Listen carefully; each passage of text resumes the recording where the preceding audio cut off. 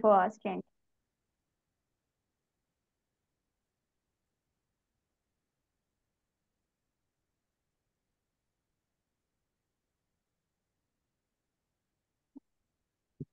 The conference will begin shortly. Let us wait for 4 5 minutes more. Yeah, no problem.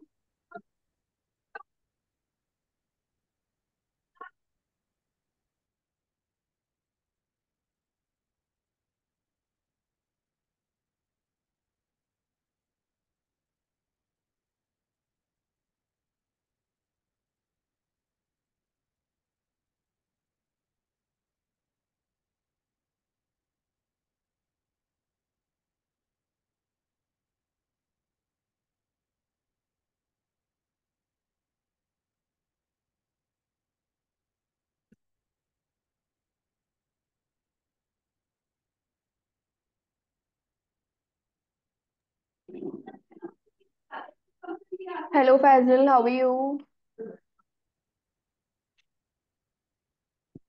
Hi, Anna.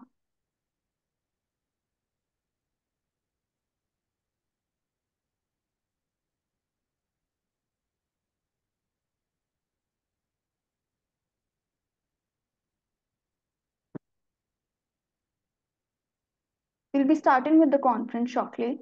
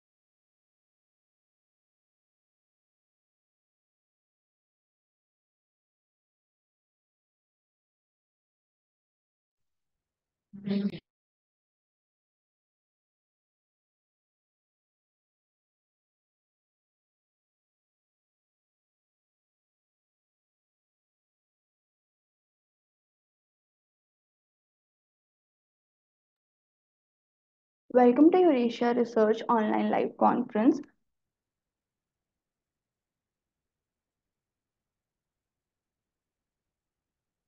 Please wait while we begin the conference shortly.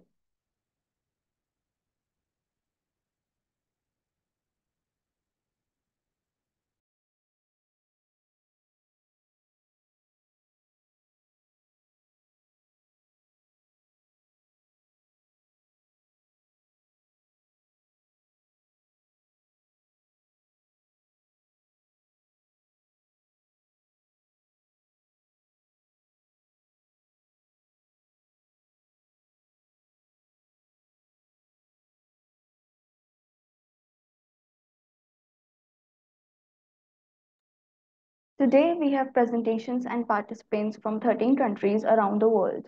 We are broadcasting this conference on Facebook Live on multiple Eurasia Research. The link for the live sessions are shared in the chat box.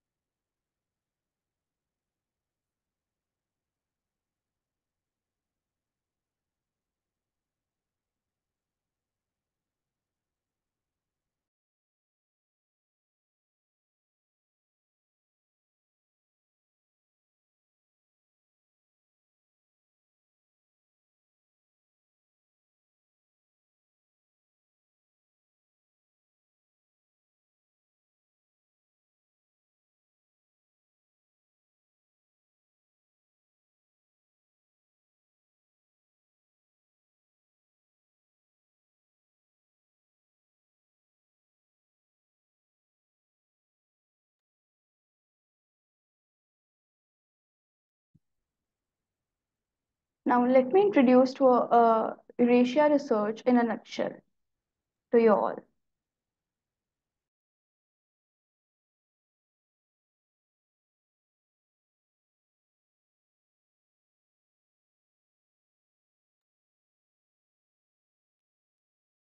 With over more than 1 million satisfied members and associates spread across the globe, Eurasia Research is a scholarly association who have been working for nearly a decade. Eurasia Research has organized several successful international conferences, workshops, and training programs at various reputed institutions and grand venues. Eurasia has been tirelessly working for research world and have not stopped their endeavors even during COVID era and have presented research community with online platform which was safe and convenient method to continue their passion.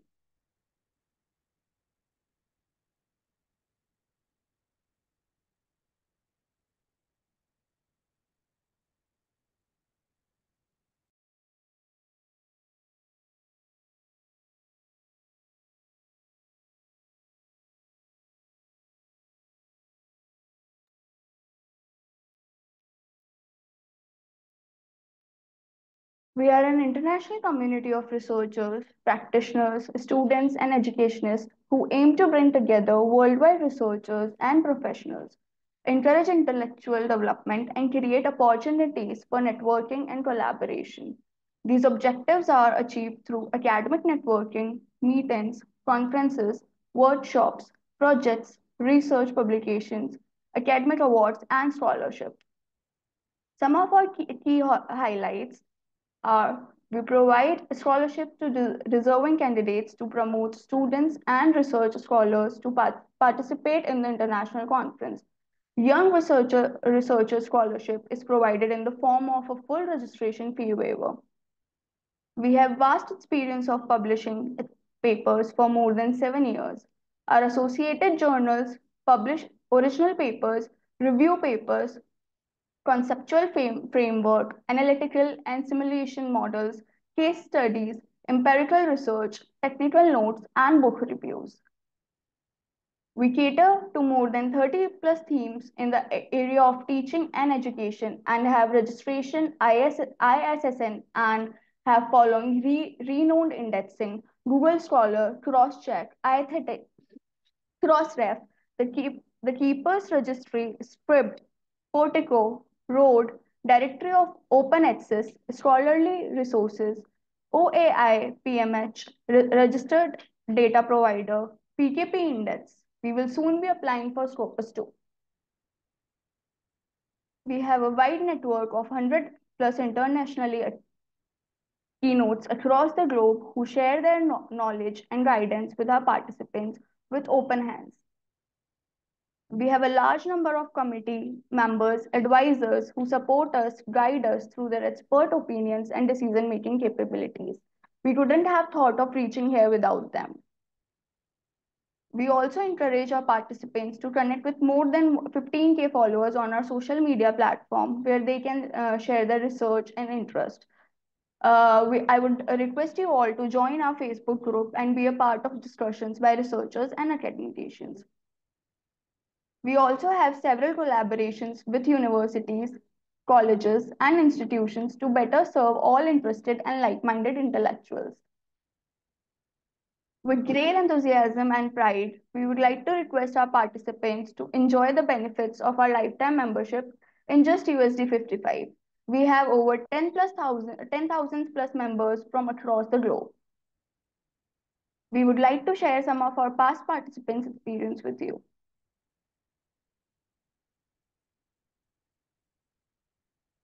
Thank you for your valuable time.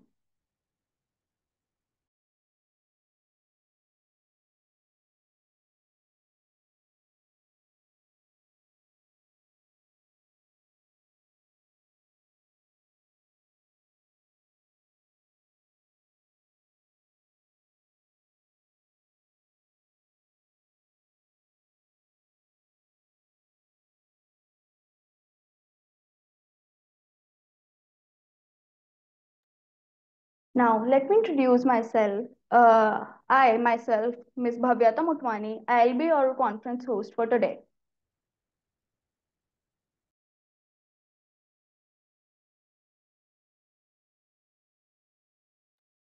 Now, let me introduce to our Terra President, Lenny M. Selly, PhD, Higher Education Executive, Adjunct Professor, Boston College, Chestnut Hill, MA, USA. Now, let us see what Lenny ma'am has to say about us.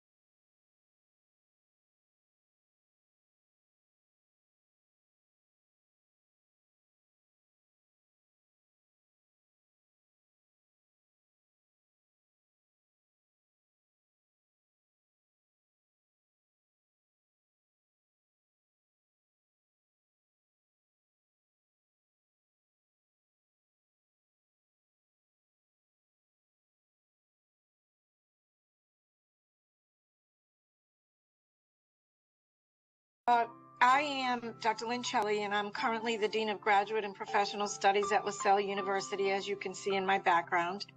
And I'm currently the president of Terra Eurasia, and I've been involved for multiple years with the organization as a participant, as a speaker, as a keynote speaker, and as the president. And I'm very proud of the organization because it brings people from all over the world globally together to talk about issues that affect higher education and other areas in education and other areas, nonprofits, etc. And we talk about issues and successes, and together we can make it better and make it always be improving. And I always say ever evolving. COVID was very difficult for all of us. And being in administration, I had to assist faculty in an immediate way to pivot from a face-to-face delivery of classroom time to electronic and Zoom and so forth. Many of these faculty members had no idea about the Zoom platform or any other learning delivery modules, the way that they could be delivered. So the administration really had to step in and pivot quickly. And I think overall, and talking to my colleagues across the globe, I feel like they did a wonderful job doing that. I have to say, I don't think it was the same for the students, which is sad. Preschool all the way up through PhD, I think it was difficult. I think it was less difficult for graduate students in master's and doctoral programs because many of those were already online, so there wasn't much of a pivot. But I'm going to say pre-K through the baccalaureate was very difficult, and teachers and administrators were amazing. And I do think our students that lived through that need extra attention, and the research is bearing that out right now. And that's our jobs to try to find ways to make sure that we fill those gaps. I'm going to be very honest. I'm a people person. I'm a relationship person. I thrive on making real eye contact and making real connections with people. I much prefer an on-the-ground conference, a face-to-face conference. I did the keynote for this organization in London last April. I'm doing it again in London. I'm making that commitment to make that trip because I so deeply believe in the relationships and the bonds that are formed, as well as just during the conference, getting to know people and seeing different perspectives rather than just seeing it on a screen. Encourage them to attend a Eurasia conference in general, because I believe in the organization. I'm president of the organization right now. I would encourage them to attend. If they couldn't attend in person for financial or schedule or whatever reason, I would encourage them to attend, but I would encourage them to attend in person first, but always, and I continue to do that, encourage them to attend. Nothing but good things to say about the conference pre-COVID, and last year I did not attend an online conference, so I can't comment on that during COVID, but I can comment on pre-COVID and my experience last year in London. I truly find that the way it's organized in groups and the group work that goes on is different than just to sit and listen, which is what attracted me and why I said yes to becoming president. It's organized in a way where it encourages that collegiality and that sharing of ideas and that sharing not only of the research that you present, but in small groups to broaden that discussion. So the way the conference is organized is well done. Often I can't stay for the whole time because of my busy schedule, but I do stay for the one day that I keynote, and the participation is phenomenal. And other conferences that I've attended, as well as done keynotes, as well as done breakout sessions, they don't organize them that way.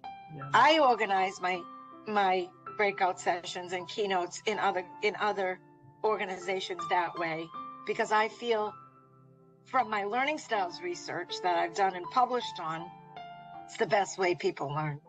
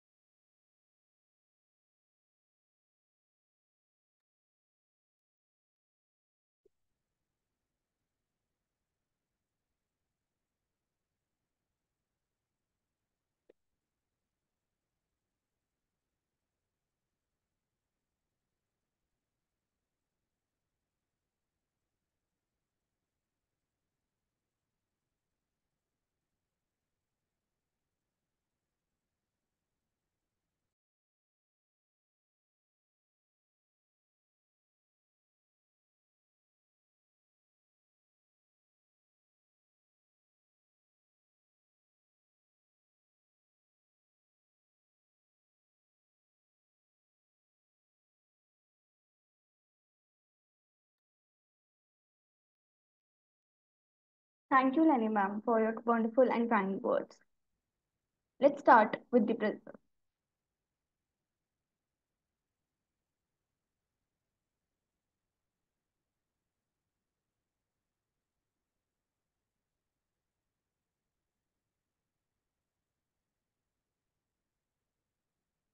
Let me introduce to our eminent speaker, Eman El-Shari, Department of Mathematics, Faculty of Science, King Abdul Aziz University, Jeddah, Saudi Arabia.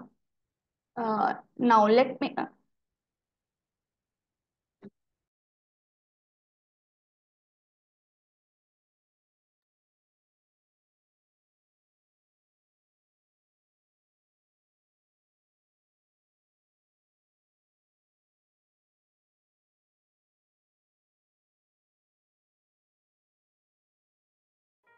Okay, this research studies two-dimensional MHD structured flow of Maxwell-Williamson nanofluid with the impact of activation energy by using a new intelligent numerical method called Littleberg-Marquardt backpropagation method based supervised neural networks, and this recommended method has proven to be effective and accurate to solve this flow model.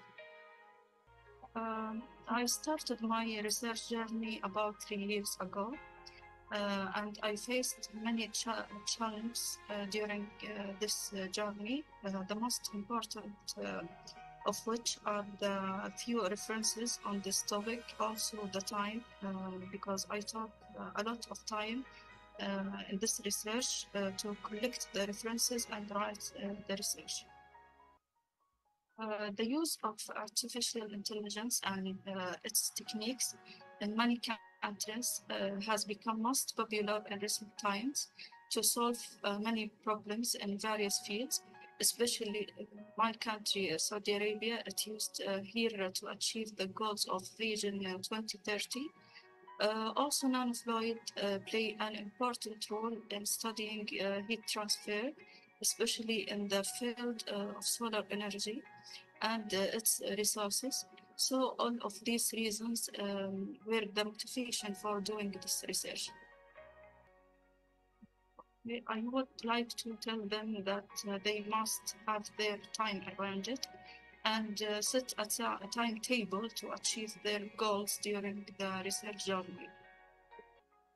I would like to thank you for giving me the chance to participate in this conference because through it I was able to communicate my research to the largest number of scholars. It was very good and I benefited a lot from it.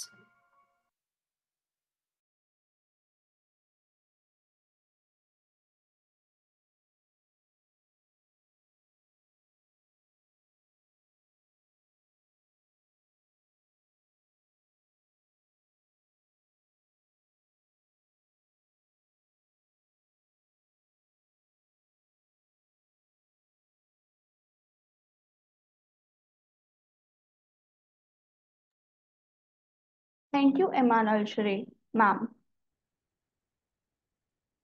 Now, let me introduce to our next eminent speaker, Yara Al-Khaiti, ma'am, economics, German University in New Cairo, Egypt. Let's hear what she has to say about us.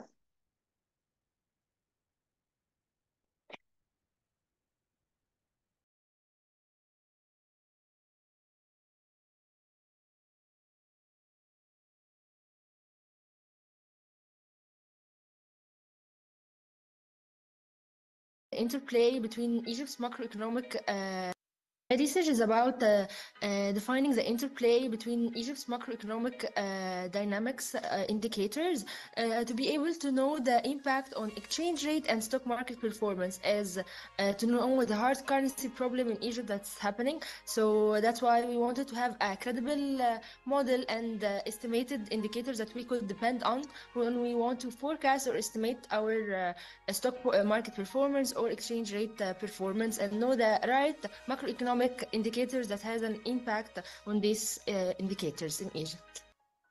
For sure, it starts with the data collection and having the credible data, having the enough empirical studies that explain your detailed research question.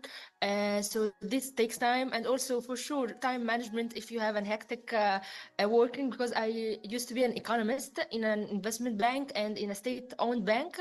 So having a time management, having the data and the credible resources, and writing the right question to have the right article or academic article or report, all of these, it was the challenges that I faced. My motivation was that I really wanted to have a credible, updated resource on the performance of Egypt's economy in general, because in my field of working as an economist, I wanted to know the real indicator that I could depend on forecasting my exchange rate movement, for instance, on a 3 months average rate or a 6 months, what's gonna happen, what the real factors or the real indicators that I could depend on to know what's happening in the future. Yeah, I would tell them, don't be afraid, it's never too late. Work in milestones, always work in milestones, and don't put the whole picture so you would not be afraid. Put first, what do you like to have in a research question? Then start with the data, start with the empirical study of yours to just test what's gonna happen, and then all will follow along. The conference was dynamic, really organized from the instance of that we record our presentations in advance. All the Like if I have any question, I ask it through an email. I get a quick feedback, and also it's dynamic because we had like a view on different researchers because each participant has a different research and point of view. So it was really dynamic and organized as well.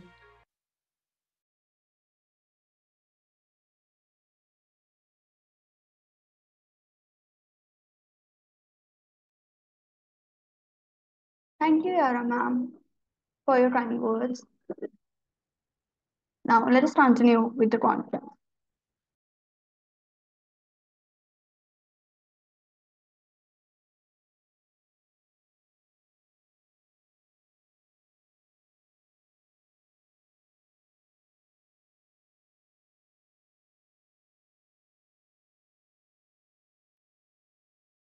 Let me give you the brief into the conference schedule. Our session 1 would be the keynote talk. Session 2 would be team activity and photo session. Session 3 would be the technical note. I would now request you all to rename your Zoom account with your full name in English. This will help us to record your presence. You may ask your questions related to the presentation in the chat section while the presentations are going on. All the certificates, receipts, and proceedings will be sent to the participants within a week on their mail IDs. The proceedings will include all the full papers and abstracts accepted for the conference.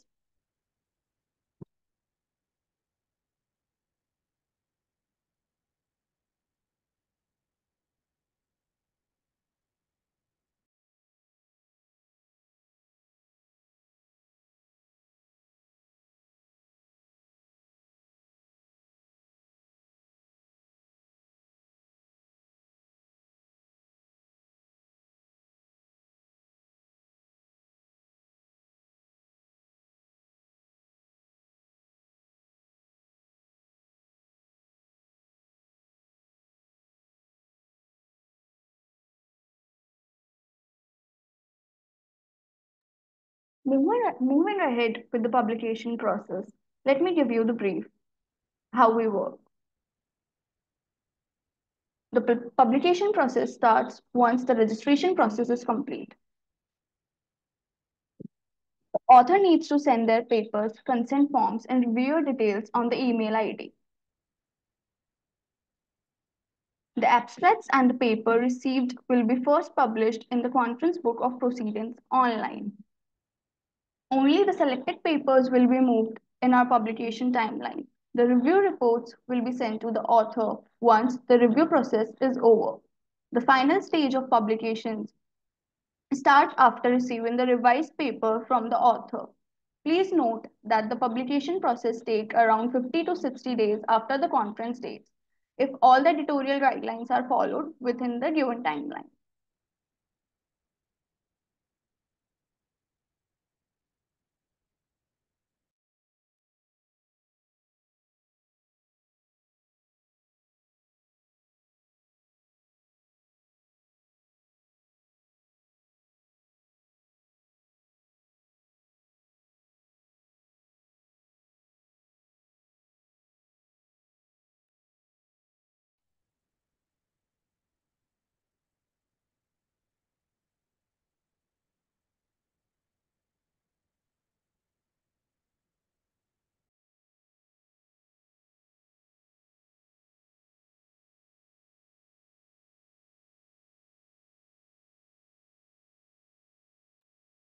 With this, now we'll start with our first session of the day, the keynote speaker session.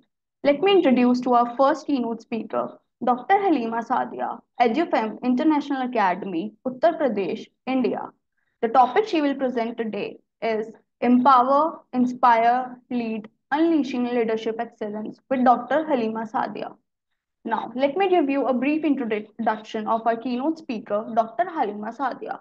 Dr. Halima Sadia ma'am is a passionate educator, educational leader, and trainer with a rich background in founding schools in India and the UAE. With over 2 decades of experience, she has served as a principal at various institutions, including Brightway International School in Maldives, where she oversaw the implementation of IGCE and Singapore primary curriculum.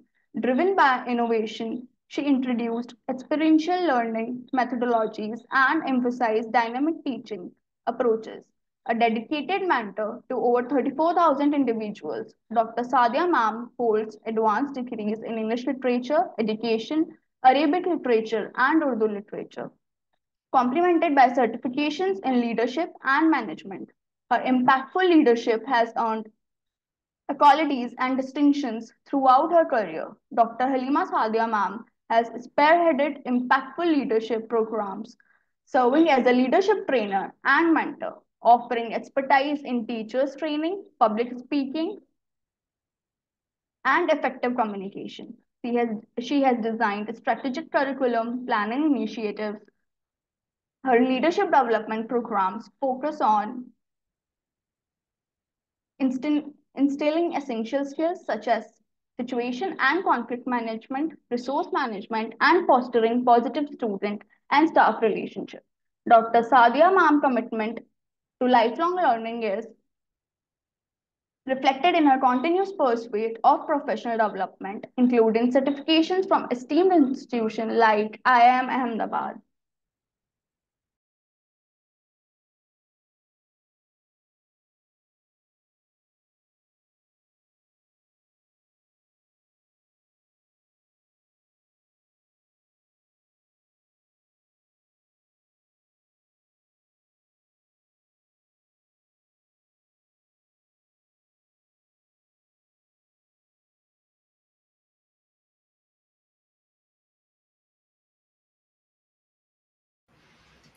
Good morning, friends. Empower, inspire, lead. Unleashing Leadership Excellence. A presentation for executive leaders and industry experts. Why leadership excellence is important? Leadership excellence is important because it promotes adaptability and innovation. It also inspires confidence, encouraging experimentation and promoting organizational agility. It also enhances the talents and engagements,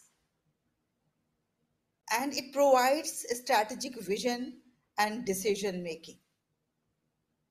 Ladies and gentlemen, I am Dr. Halima Sadia, today's presenter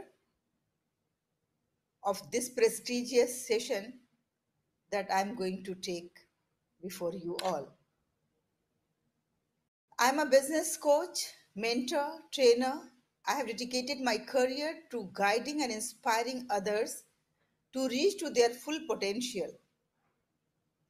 With a proud portfolio of 35,000 mentees from various industries and backgrounds, I've had privilege of nurturing talents and fostering growth. My journey spans over 30 years, during which I have accumulated invaluable experience in leadership, development, and organizational transformation. Currently, I am based in Dubai, and I serve as the Managing Director of EduFam Training Services. My professional journey has taken me across India, Maldives, Singapore, and the UAE, providing me with a rich and diverse perspective on leadership. I have served several prestigious schools and organizations as a principal, deputy director, and the director. Having explored over 21 countries, I have gained insights into different cultures and business landscape. My mission of life is MMP, motivate million people. That drives me to inspire, to motivate the individuals globally, and to make a positive impact wherever I go. Today's session, we will try to explore empowerment, inspiration, and leadership understanding. We'll also try to foster understanding of inspiring leadership in modern business. And today's goal and takeaways are that we can gain insights into empowerment, inspiration, and leadership principles. We will learn practical strategies for team empowerment and innovation, and we'll try to understand emotional intelligence and effective communication in leadership. At the same time, we'll discover methods for inspiring others and leading with integrity, and identify actionable steps for daily leadership practices and enhancement. Ladies and gentlemen, what exactly is empowerment? Empowerment is when we delegate the task to others, when we give the responsibility along with authority to individuals in the team, when we trust them, when we give them the freedom of taking decisions and take actions. This fosters a culture where employees feel trusted, valued, and accountable for their work, leading to increased motivation, engagement, and ownership of outcome.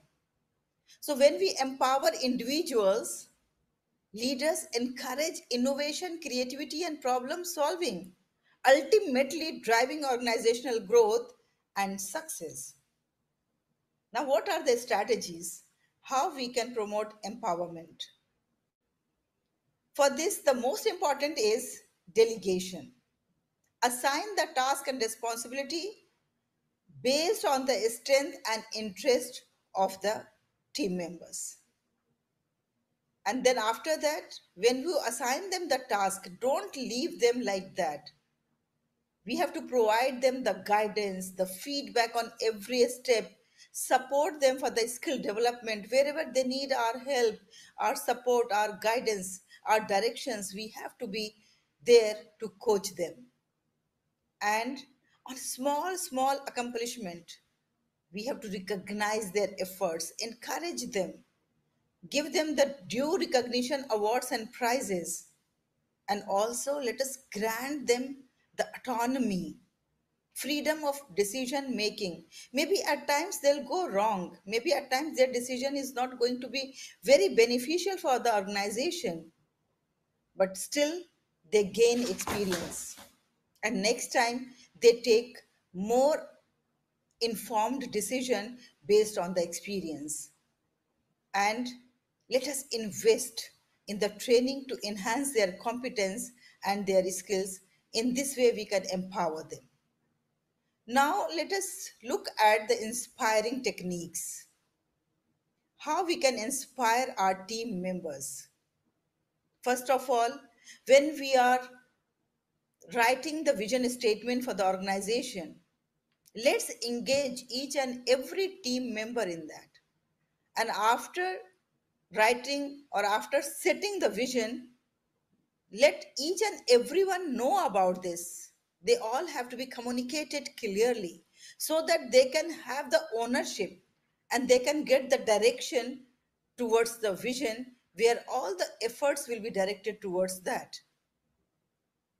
And one more thing, storytelling plays very important role in inspiring the people.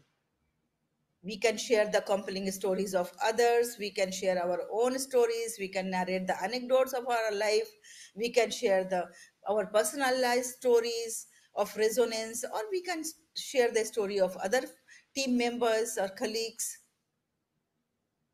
And nothing will work more effectively than leading by example. If we have fixed the meeting at 9 o'clock, so we, the leaders, have to be there before 9 o'clock to set the example so that the others can follow. And they'll also try to be before 9. In some cases, the leaders, they think that they are the ones who are supposed to come at the end, or they are the ones who are supposed to come when everybody is present over there. And they think that it is going to give them the due value, due importance. This is their wrong thinking. We have to set the example by reaching the venue on time or even before time. And whenever there is any creativity, any innovation, if somebody does something new, somebody tries something new, somebody has done some experimentation, let us encourage them. Let us provide them the, let us maintain the culture of experimentation so that we can provide them the brainstorming opportunity and we can recognize the innovative ideas. At the same time, let us promote collaboration. Single mind can think very little, but when there are many minds, all the minds will think naturally. Of course, all the many minds will think more, and when we think more, we get more ideas. So if we promote collaboration, we can have the open dialogue platforms where everybody can speak and give their ideas, and we should respect the ideas of each other, and in this way we'll come to know different perspectives, and then after that we have to empower them for decision making. In some organization, you must have seen that even for the smallest decision, everybody depends on the highest authority. And that delays the things. But when we are delegating the task, at the same time, we have to delegate the measured, or we can say the counted authority to them, limited authority to them. And then we have to provide due guidance that how they are going to use this authority and how they have to take the decisions, and we have to encourage them for risk taking. Celebration of success is important because when we recognize the achievement of an individual in private, that only remains within that particular staff, but when we celebrate it in public, then it motivates others, and others also try to walk extra miles, to think out of the box, to go beyond their limits and work for the organization and to enhance their contributions. So that's why celebrating success is a major mode of inspiration for the people. Then continuous learning. If we stop learning, there will be time for stagnation. When the world is changing with the rapid pace, how can we stop our learning about that? And for that, we have to invest in the professional development. The leaders have to think how each and every member of the team should get the opportunity to grow. And in this way, they can foster the growth mindset. And at the same time, we have to have the resources also where they can develop their skills. Promotion of flexibility and adaptability also ensures that the team members are inspired when they think out of the box, that embraces change, encourages agility, and that fosters resilience. That's why flexibility and adaptability is important. It is said that the people, they don't leave their job because of the salary, but they leave their job because they find themselves at risk psychologically. They don't find the environment very conducive for them. They find the bosses are toxic bosses. So we have to build trust and psychological safety for the team members, and this is going to be one of the greatest inspiration for them. Now, by this time, we understood what is empowerment and what is inspiration. Now let's just have a look on core components of leadership. If we talk about the core component of leadership, the first and foremost is vision, where we have to clearly set our vision for the organization. And then integrity, we have to demonstrate honesty and ethical behavior, having transparency and accountability, where everybody feels that they are valued, they are not being treated differently, there is no biasness. And communication is one of the core component of leadership, where we have to articulate the ideas and expectations very clearly and effectively, and listening is the part of communication. If we really want to be effective communicator, first we have to be active listener and listening with empathy, keeping ourselves in the place of the person who is narrating, who is telling, who is describing his situations or stories. And then after listening, we have to provide positive feedback and foster open dialogue. One of the core component of leadership is adaptability and flexibility. As per the situation, as per the changes happening in the environment, we have to change ourselves. At times we have to change our strategies, and at times we have to change even our policies. This adaptability makes a leader more effective and excellent leader. Now, if we talk about the exceptional leaders' characteristics, so there are certain highlights, certain highlighting traits of the leaders that makes them exceptional leaders. One of them is resilience, empathy, decisiveness, and strategic thinking.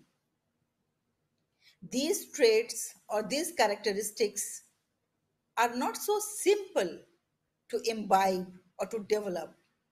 For that, we need continuous learning, we need trainings, we need coaching, and we have to reflect upon our own leadership styles continuously and improve upon that.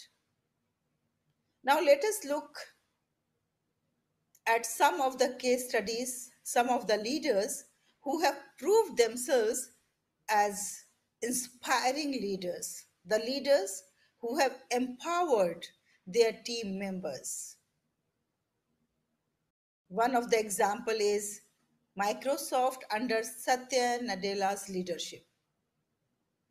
So under Satya Nadella's leadership, Microsoft culture was empowering culture, where the employees were empowered to innovate freely and take risk. And that has led to the development of the products like Microsoft Teams and Azure. He was inspiring leader. His leadership excellence was through his visionary leadership. He has led the Microsoft to become one of the most valuable companies globally, demonstrating the power of empowering, inspiring, and leading with excellence. We can see case study number 2, and I request you all to kindly go through the case study number 2. That is Patagonia's environmental leadership, and how this leadership has served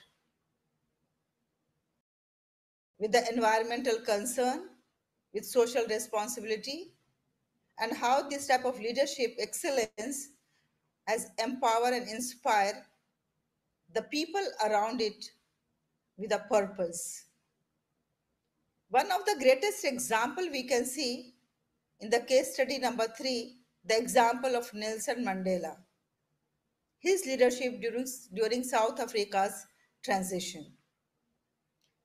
Nelson Mandela has empowered individuals of all races by promoting reconciliation, forgiveness, and equality through policies such as the Truth and Reconciliation Commission.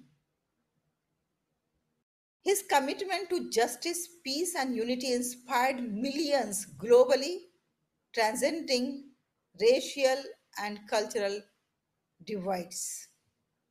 Nelson Mandela is the example of leadership excellence, where he was not only able to implement democracy in South Africa, but also he has impacted and inspired the leaders around the globe.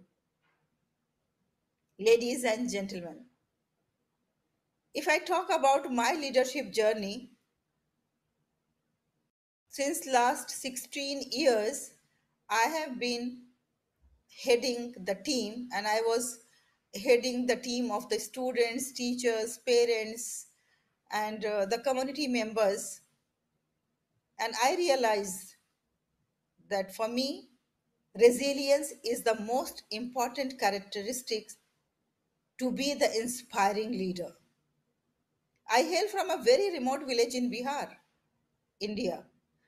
There, for the women education, there was no opportunity, but my father took a bold step and he sent me to the hostel where I have taken my school education. At 18 I was married, and at 19 I was a mother, and then there was a discontinuation of my education. After 4 years I realized that I am underutilizing my potential and talents, because I firmly believe that I am capable of achieving greater things in my life. After realizing this, I started my journey of education pursuit again. And then I did my graduation, I did my master's degree in education in English, in Urdu, and Arabic. I did my B.Ed, I did my PhD, and further I did doctorate in management studies. And then my career took me across India, Singapore, Maldives, and United Arab Emirates, where I served as a principal, deputy director, and director.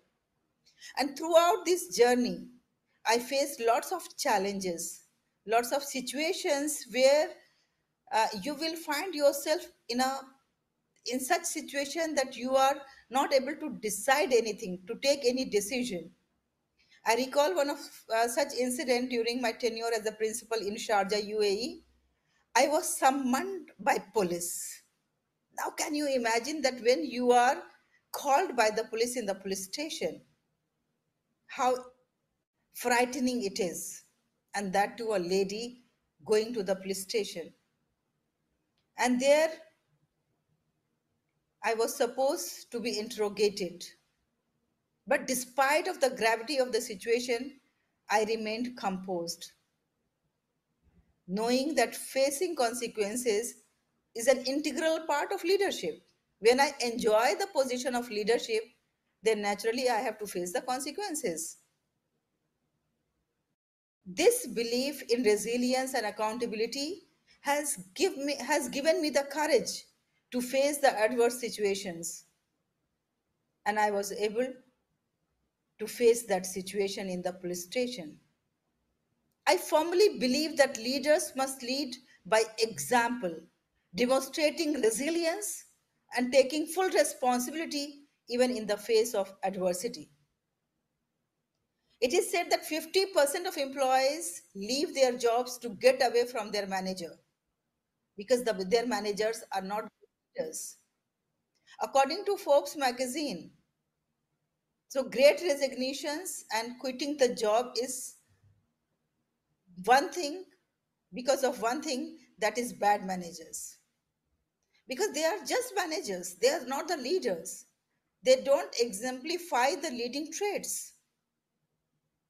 If we overview the entire presentation, so there are core principles that we have to keep in mind: empowerment, fostering autonomy and accountability, inspiration, transformative impact of visionary leadership, and leading by example.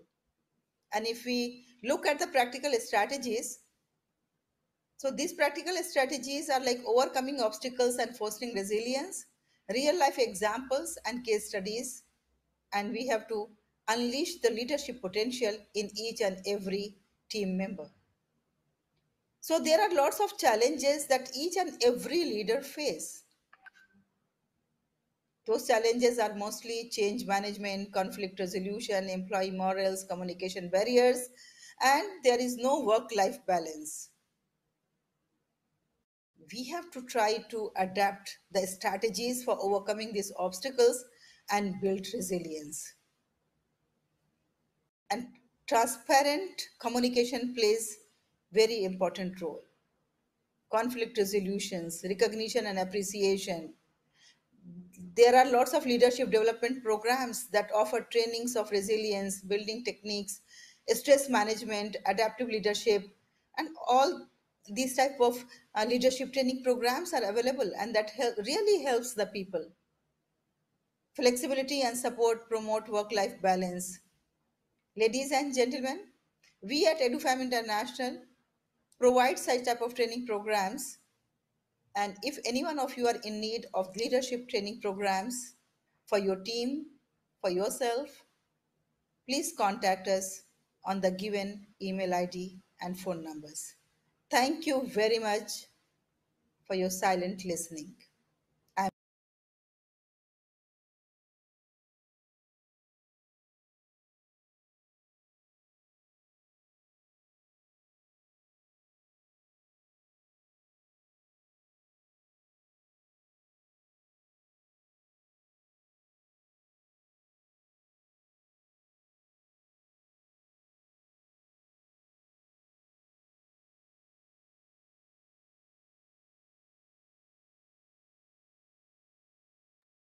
Thank you, Dr. Halima Sadia, ma'am.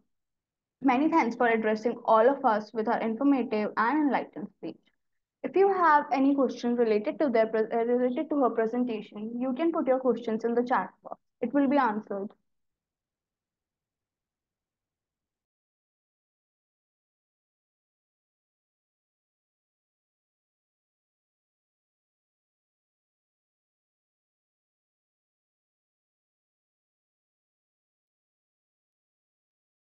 Moving ahead with our second keynote speaker of the day, let me introduce to the keynote speaker, Dr. Leila Mekasher, ma'am, SRH Vocational Training Center, Germany.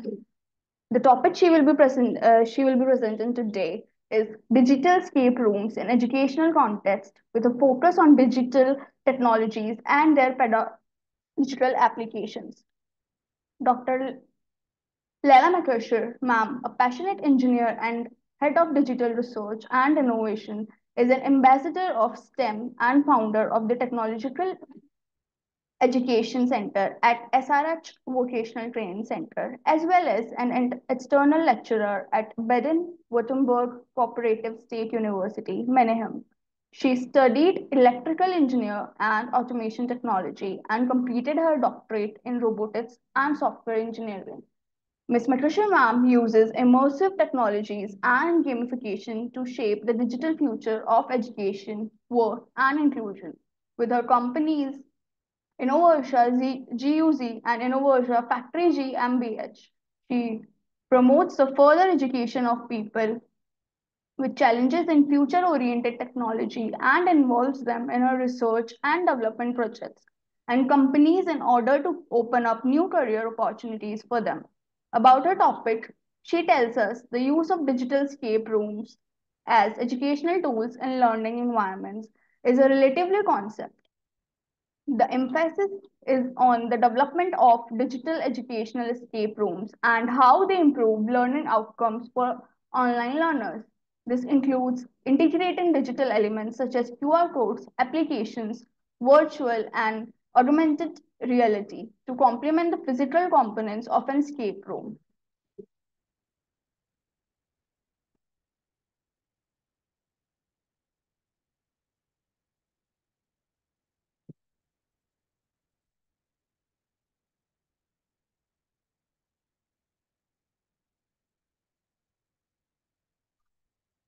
Welcome to my presentation on utilizing escape rooms in educational contexts, for example, school education, vocational training, as well as at the university.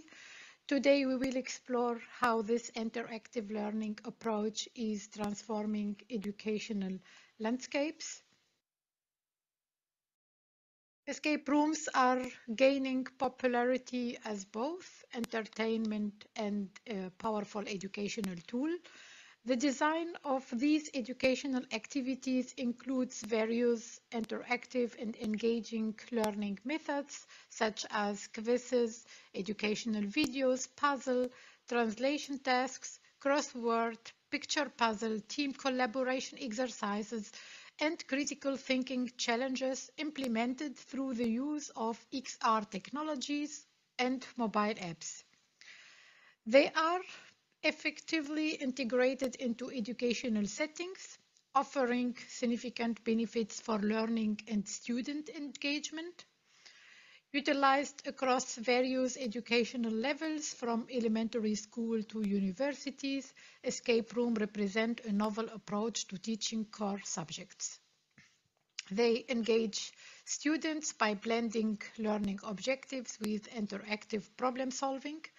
This method helps students deepen their understanding of diverse subjects, including mathematics, sciences, and humanities through the active process of solving puzzles and gathering information. In school education, escape rooms can be used for teaching various subjects. These are two examples of educational virtual reality escape rooms designed to enhance learning in mathematics and natural sciences. The first one challenges students to solve mathematical puzzles and apply concepts to navigate obstacles in a virtual environment.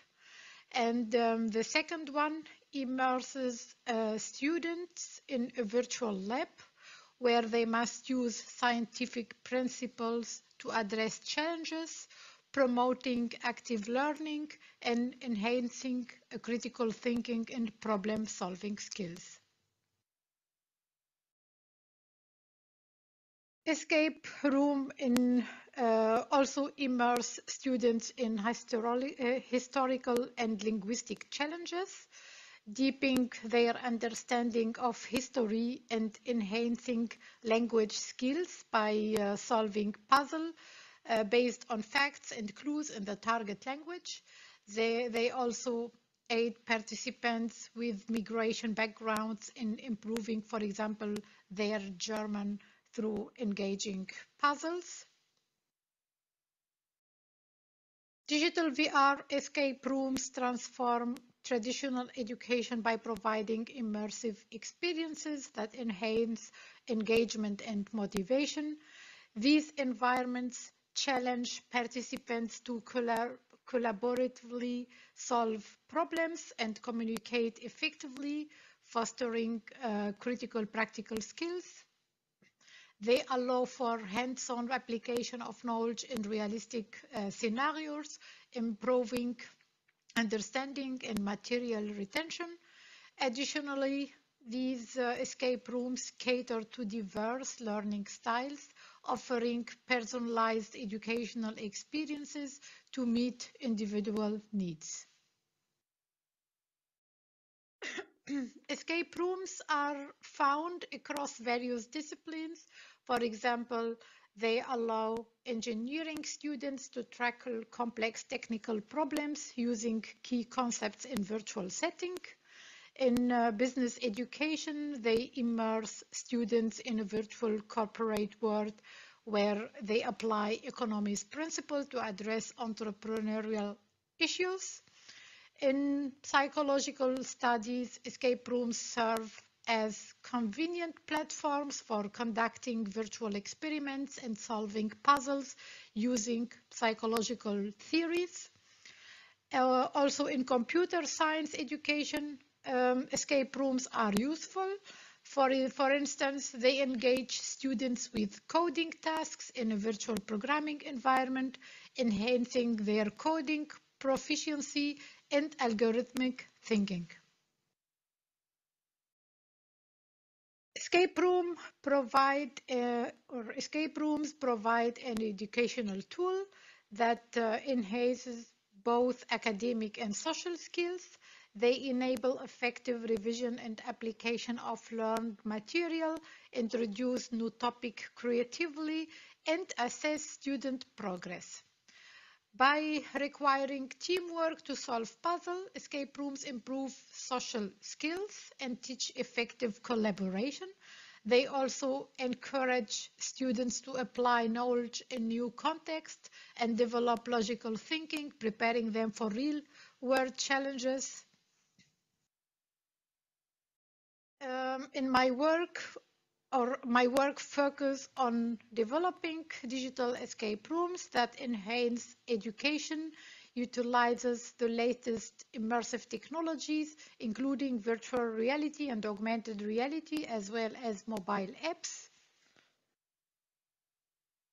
Several studies have validated the effectiveness of immersive technologies in learning.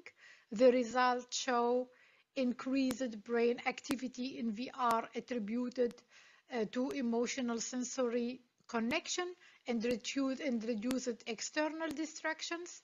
The results show also that VR learning effectively reduces distraction and enhances student concentration. VC study in 2020 also demonstrated the effectiveness of virtual reality in training through more focus and more confidence in applying learned skills. Various studies around the world have shown similar results, such as significant impact on enhancing learning retention among students when using VR as using AR, also for technical and non-technical subjects. Digital VR escape room utilize a range of technologies and tools, including VR headsets, motion tracking sensors, hand controllers, and software platforms like 3D modeling environments and game engines to create immersive and interactive learning experience. These technologies enable participants to navigate and interact within virtual environment. Digital VR escape rooms for education and vocational training are designed to simulate real-world scenarios such as laboratories or offices, enhancing learning through interactive puzzles and tasks. Each room requires participants to use logical thinking, teamwork, and expertise to find clues and solve challenges. These rooms feature a variety of interactive elements and are adaptable in structure and difficulty to suit diverse educational objectives and target audience. Now I will show you the escape room we have developed based on the sewage treatment plant to create a virtual educational escape room. So we have virtualized the real environment to allow students to navigate and interact with the virtual environment using a VR headset. We have prepared list of subject-specific questions: technical, professional, legal, and economic, as well as different kind of techniques such as quizzes, translation tasks, and we have implemented these in a mobile app. So we developed this content specifically for students in the water technology program at the university. We have also developed a game about a drop of water for school children to awaken their interest in the topic of water and to sensitize them to water management and resource conservation. So as you see, there is in the mobile app the question, as well as I will show you here, as well as the puzzles and different other techniques. So we have also implemented tasks in various buildings of the sewage treatment plant. The example on the right side shows a task aimed at promoting teamwork, and on the left side it's more about technical questions. If answered correctly, the door opens and the student can move to the next room. There are also translation tasks and different kind of exercises. Had a lot of fun learning in virtual reality and solving tasks together. Applies to the children with the water droplet game. So in conclusion, escape rooms offer a unique and powerful tool for enhancing education and training. They promote engagement, practical skills, and a deep understanding of various subjects. So thank you for your attention. Please feel free to ask me questions and to contact me if you are interested in more information or cooperation. Thank you.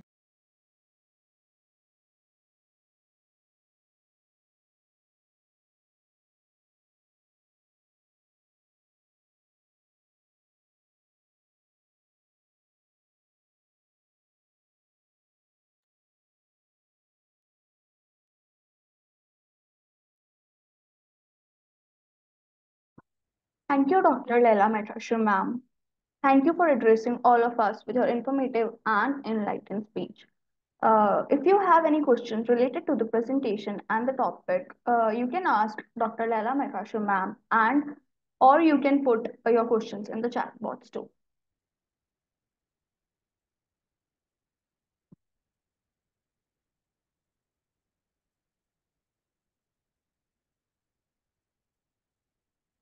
Moving ahead with our next keynote speaker of the day, Professor Joko Soroso, sir, lecturer at National Islamic University of Kiai Haji Ashmad Siddiq Zemba, East Java, Indonesia.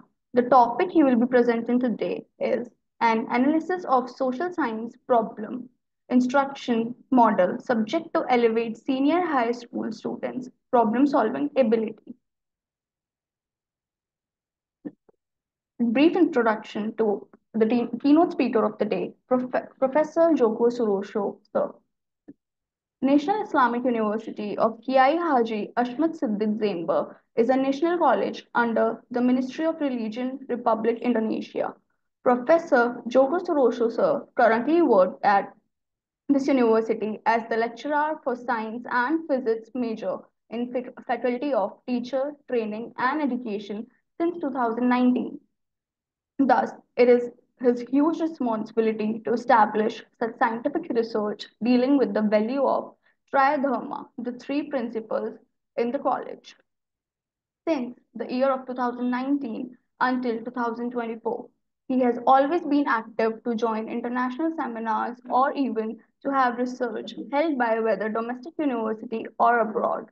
In addition, there are four journals he has published in reputable publisher, both for domestic and international level. In a period of 2 years, three international journals have been published, 2021 to 2023. Professor Joko Soroso sir gives an additional value to increase the value of university acceleration.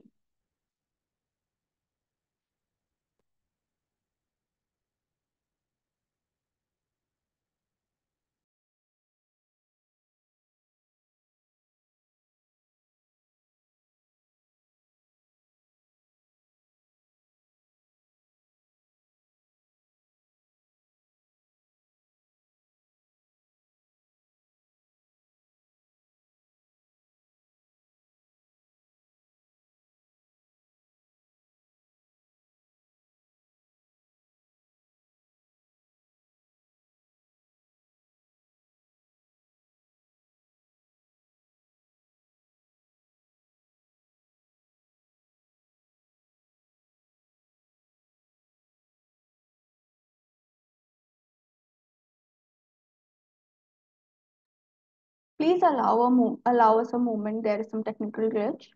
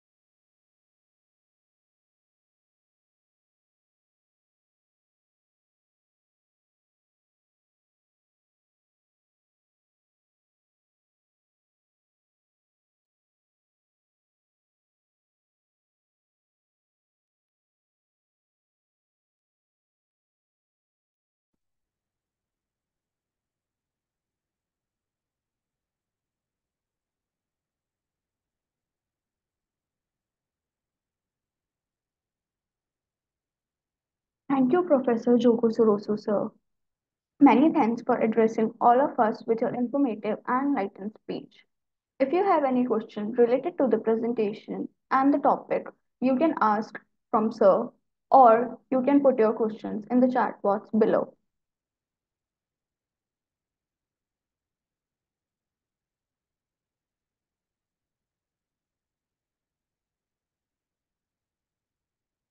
With this, our first session, keynote talk, comes to an end.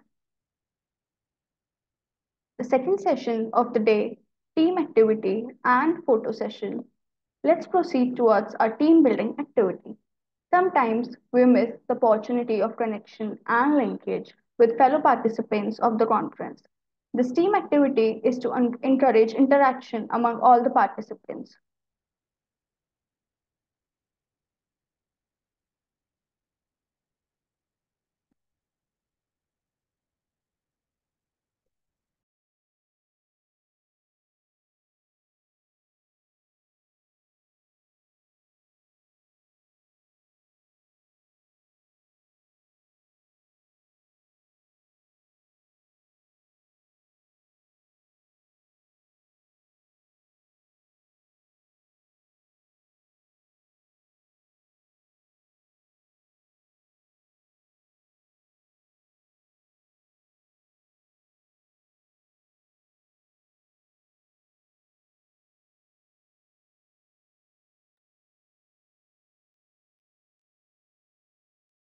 We'll now present a video on the topic importance of work-life balance for for the activity.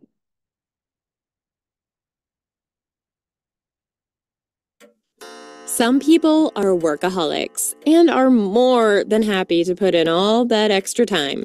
Take Thomas Edison, one of the most famous inventors of his time. Edison regularly clocked in over 100 hours a week.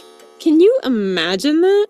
For most of us, even the regular 9 to 5 can be a bit of a grind. But then I guess we aren't busy inventing cool things like, well, the light bulb.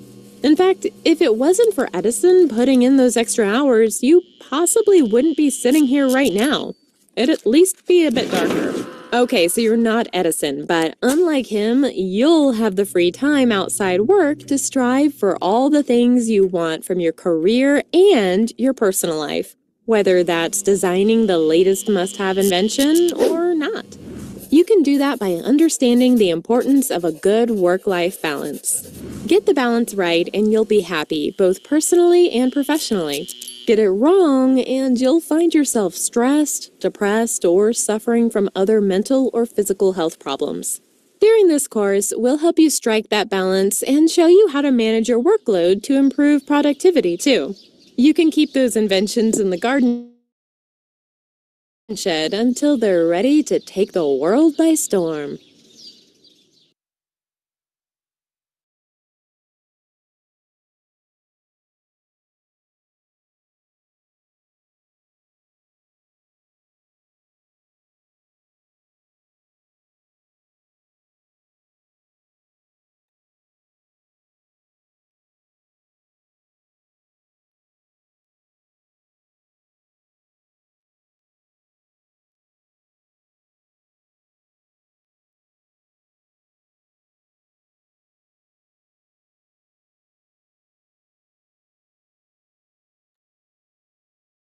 I would now request you all to please turn on your cameras for the activity and photo session.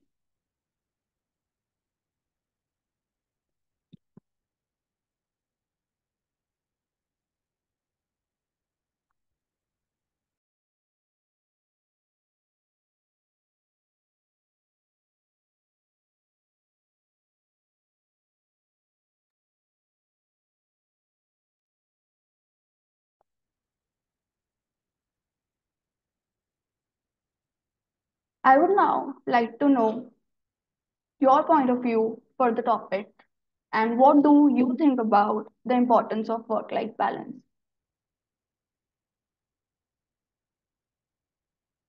Anyone? I'm happy to go first.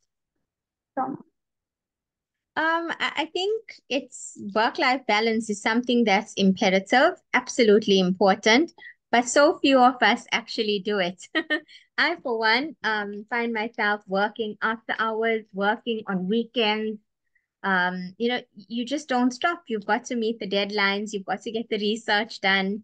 There's so much to do. So I think also with the increase in technology and expectations, it makes it harder to balance that, that work-life balance. You tend to need more time, to work.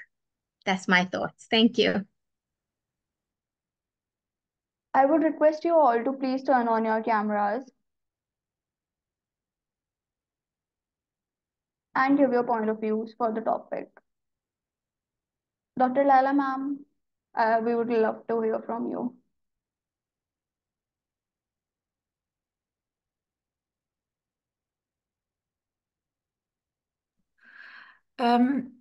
Yes, work-life balance is a good goal, but it's not easy to realize because for someone who is working on research, and for example, in my case, I have two companies and I'm working at the university, so I have many jobs, two children. So I tried to integrate a little bit sport or any enjoyable activities in my day, but it's not easy. Also because of the technological connectivity, so we are always reachable per smartphones and emails. So when I get email or a message, I cannot ignore this because mostly there is something important behind this, and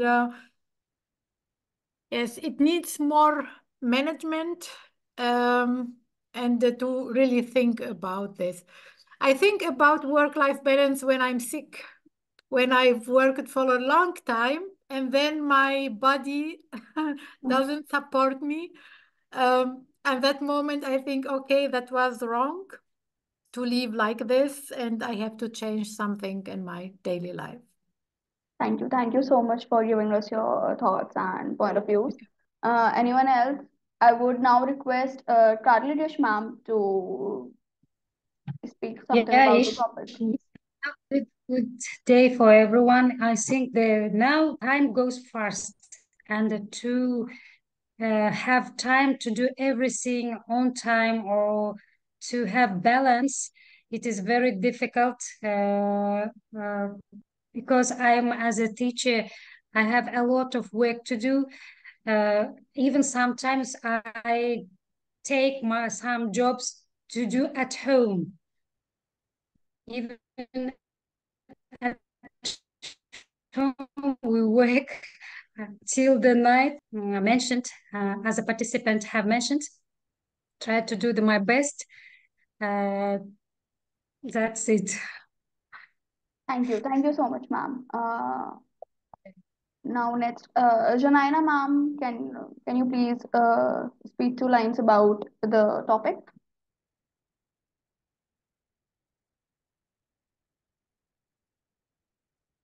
Am I audible?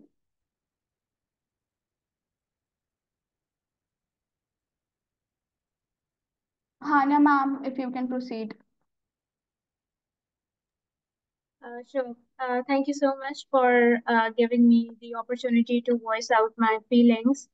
I believe that having a good work-life balance is really integral because uh, at the end of the day, we all are humans, distinct from robots or machines. We are made of feelings. We have social relationships that cannot be undermined. Uh, the right kind of balance leads to mental stability that helps to lessen burnout, stress, which eventually helps in greater productivity, performance, and innovation at work.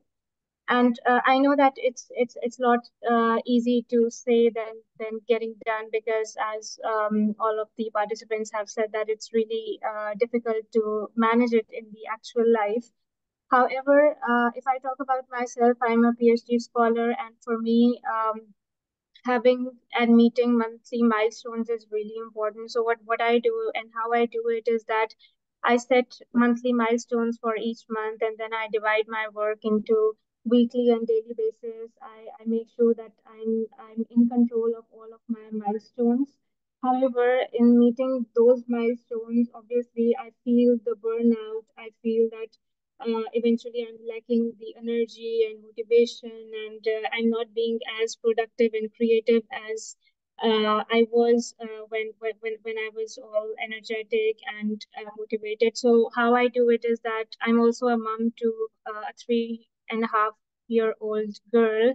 So I make sure to like physically play with her, minimize the screen time, go out and have a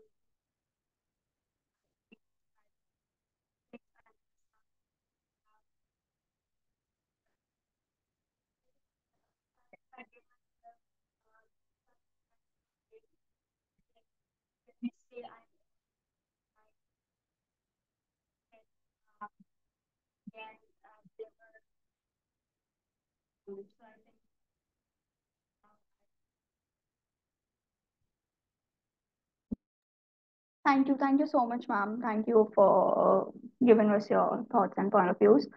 Anyone else, Janine, ma'am, I would request you. So what was said before, it was really, I wanted to add, it's like, yes, it's really important, hard to actually manage that life balance, when you're on your own. So what I experienced in my team, that's actually pretty much the teamwork and respect. So for example, we were doing the scheduled messaging, the emails. So pretty much it's like we're just respecting each other's free time and we're not kind of sending emails, not sending messages while we know the person is on, the dedicated free time. And it actually helped a lot because, as of course, there might be something really urgent, but if it's not, just send the messages scheduled, for example, a lot of new tools like a Zoom and all the other like emails, there's like auto replies. And for example, Slack Messenger is also just saying, look, I'm on a holiday, or for example, I'm on my day off. Please, contact this person if I'm not available. So, and I think that's like the teamwork is one of the key solutions to actually try to do this, achieve this balance, in my opinion. Thank you. Thank you so much. Anyone else would like to add on? Julia, so if you can, I would request you. Oh, yes, I'm having some trouble with my camera in this moment, but I would like to say that work balance with life is too important. I have many experience of that, especially during my studies. So I think that you have to pay attention in both lines, your life, your work. If it is possible, become your work, do whatever you like in that way that the work you do every day, it's part of your life and you're not like obligated to do it. Thank you so much, sir. Joko sir, we would like to hear from your side too about the same.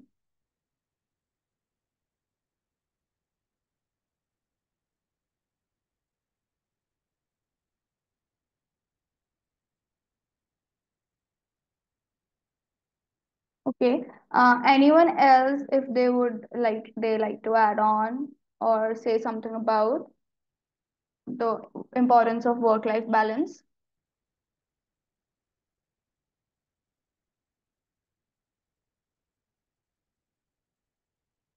Okay. Let me put my thoughts and point of view.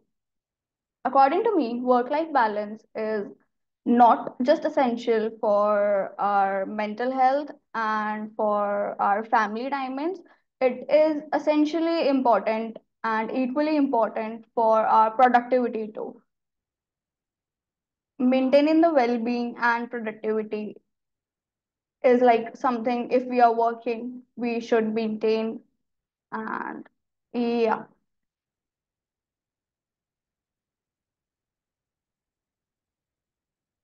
anyone else?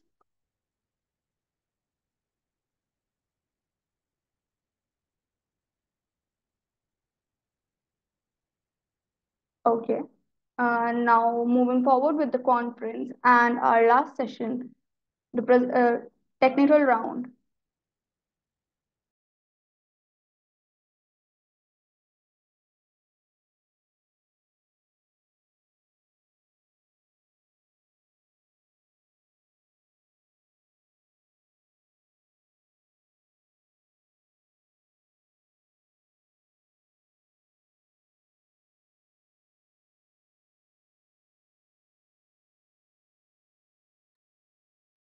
I would now like to introduce our first presenter, Dr. Nazrana Mathur Ma'am, Faculty of Humanities and Social Science, the III's Varsity College, Sandton, South Africa. The topic she will be presenting today is Putting the Pieces Together, investigating the role of three languages skills to develop middle school learners and writing proficiencies.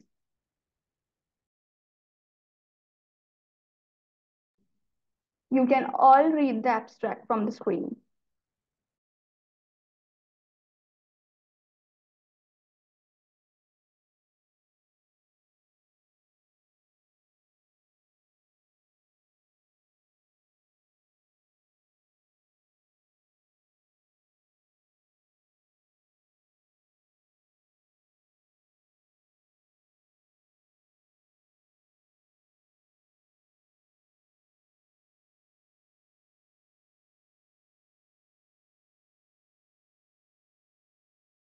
Together, investigating the role of three language skills to develop middle school learners' writing proficiency. I am Dr. Nazrana Mathur from the IIE's Varsity College Online Center, which is located in South Africa. The presentation will begin with an introduction that links thinking, speaking, reading, and writing. The research methodology will then be explained. Following this, the results will be provided under the headings Using Speaking and Thinking to Scaffold Writing, and then the role of scaffolding on the final written product, and then finally, the conclusion and some recommendations will be provided. Writing can be used as a tool to develop learners' speaking, listening, and reading skills, and vice versa. This can be achieved by the teacher providing opportunities for learners to speak about their writing, as this allows them to rehearse the language that they will use in their texts, and perhaps develop appropriate vocabulary, and to exchange ideas with their peers before committing the words to paper. This relationship between writer, reader, and thinker is integral to the writing process. The purpose of this study is to explore how speaking, reading, and thinking are used to scaffold learners' writing skills in primary school classrooms. The way writing exists in the nest of talk is complex. One example is that speakers usually prepare notes which they must write, and they use written visual aids. When they write, their usual ways of speaking may feed into the sentences that they write, which gives the writing its voice. The fact that this term, voice, is used reveals the special relationship between speaking and writing. Writing can be used to develop learners' speaking skills. Reciprocally, speaking is an important tool for scaffolding learners' writing. Learners understand text better if they can write about it, and they become better readers through writing instruction. The more learners read, the more their linguistic knowledge and understanding of the structure and different genres will increase, thus their writing could improve. Although the teaching of reading and writing should be integrated, each should be given equal attention, as both are important literacy skills required for effective functioning in modern society, and, if they are taught together, the result can lead to more effective learning. When writers write, they think of things that they did not have in mind before they begin writing. This would suggest that writing and thinking cannot exist in isolation, as the act of writing generates ideas. The idea that writing is a medium for thought provides writing with many important uses. For instance, solving problems, identifying issues, constructing questions, and possibly trying out an incomplete idea. For this qualitative case study, data was collected from two schools, School A and School B. Data were collected by interviewing the teachers, lesson observations, the learners completed an interactive questionnaire, and their written submissions were collected. A cycle of the writing process from each school was observed, and each teacher was interviewed after the lesson observations. The learners completed the questionnaire at the end of the writing cycle, and their written submissions were collected after the teachers had marked them and provided feedback. The data that were analyzed for this study were video recordings from the interviews and lesson observations. 3 lessons each were observed in each school, School A and B. Recordings and notes from the structured observation schedule. The learners' responses to the questionnaire and their written submissions. 21 from School A and 18 from School B.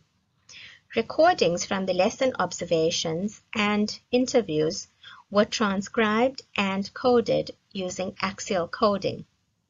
Thematic analysis was used to analyze the interview, questionnaire, and observation data. The results of the study will now be presented.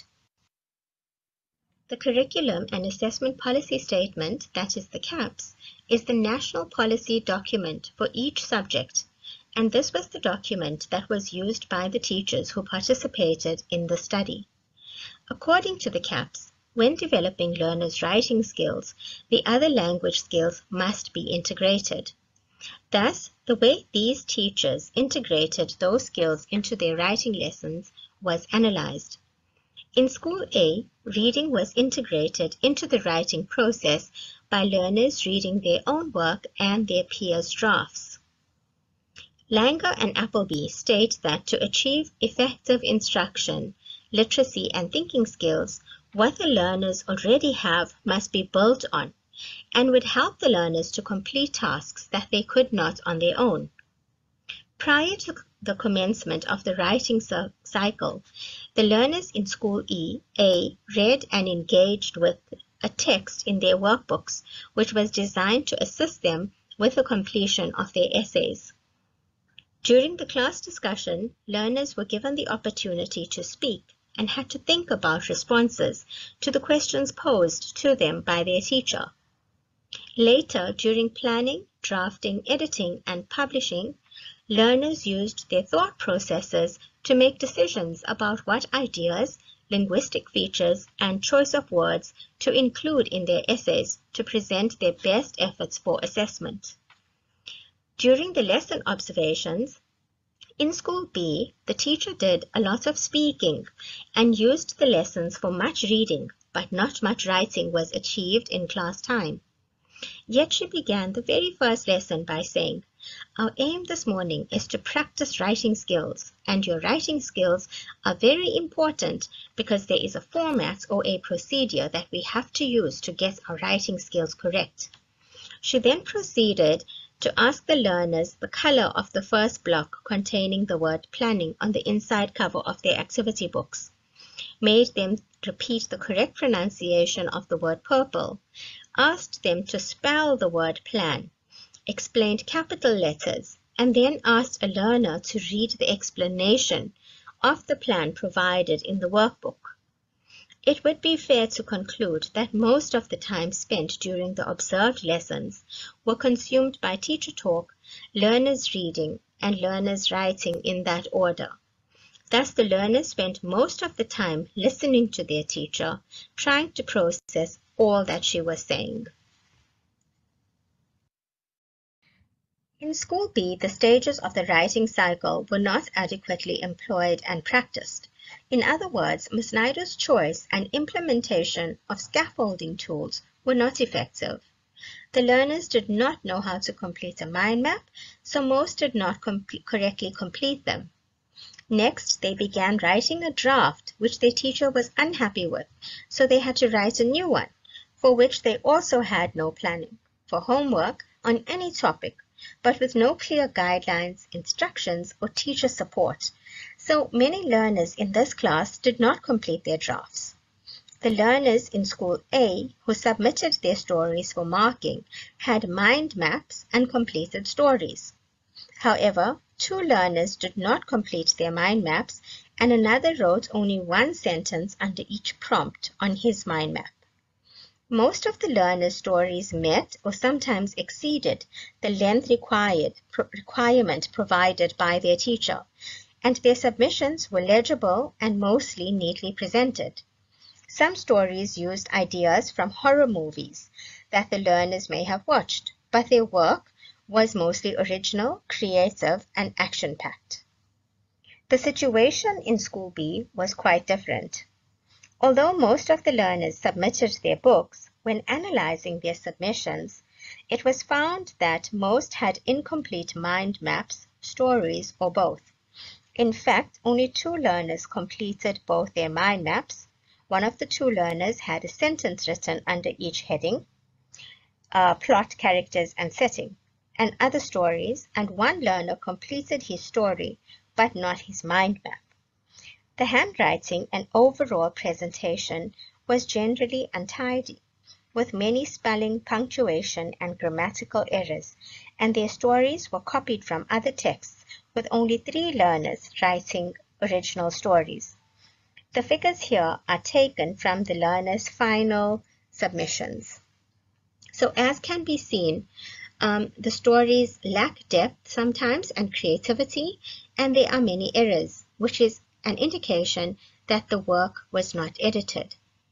Figure 2 is an example of a copied incomplete story that a learner submitted, which had been read out to the class in the preceding lesson at the teacher's instruction. Even though he copied the story, there are many spelling, punctuation, and grammatical errors still present. As was evidenced by the fact that all the learners were able to complete the writing task in School A, whilst most did not even complete their drafts in School B. The first teacher's pedagogical knowledge and choices were better. She was able to successfully integrate reading, thinking, and speaking to support the completion of the task. To do this and use an engaging discussion to arouse an interest in the topic, activate the learner's schema, and allowed the teacher to assess the learner's prior knowledge, required the teacher to have content pedagogical knowledge about the story that she wanted her learners to write, and questioning and discussion techniques. She also used her knowledge of mind maps and the content required for this mind map to scaffold her learners' planning. In contrast, the other teacher's lack of pedagogical content knowledge was evidenced from the introductory stage of her lesson, where she attempted to introduce the writing activity by reading and explaining the stages of the writing cycle. It was evident that both she and her learners were not familiar with mind maps or the writing cycle, as she did not know how to scaffold their learning, and they did not know what to do during each stage. The conclusion that can be drawn from this study is that the process genre approach requires knowledgeable, expert writing teachers for its implementation to be effective. These are the sources that were consulted to compile this presentation.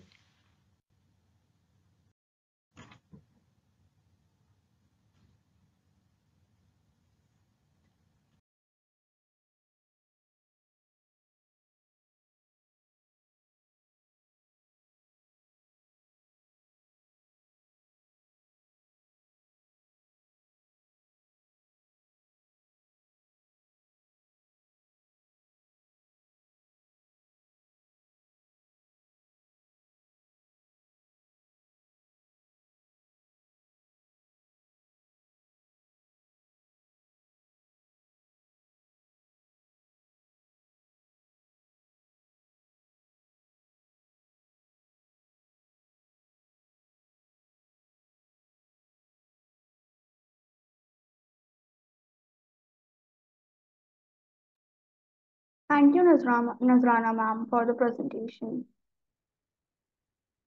Moving ahead,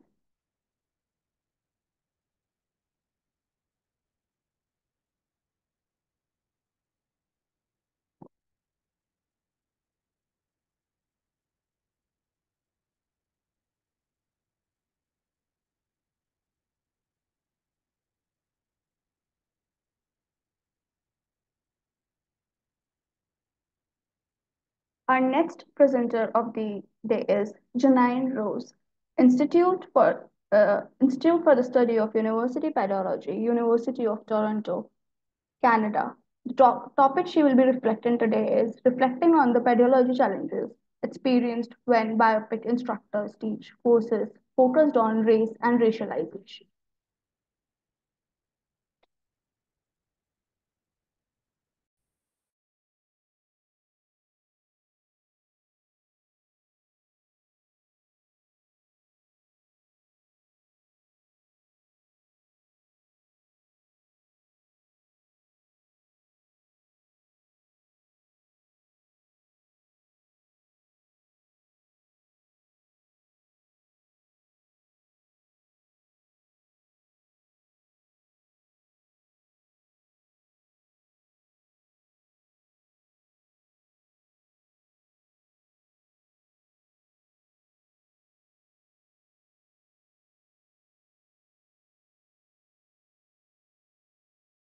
Hello everyone, this presentation will discuss reflections on pedagogical challenges experienced when BIPOC instructors teach courses focused on racialization.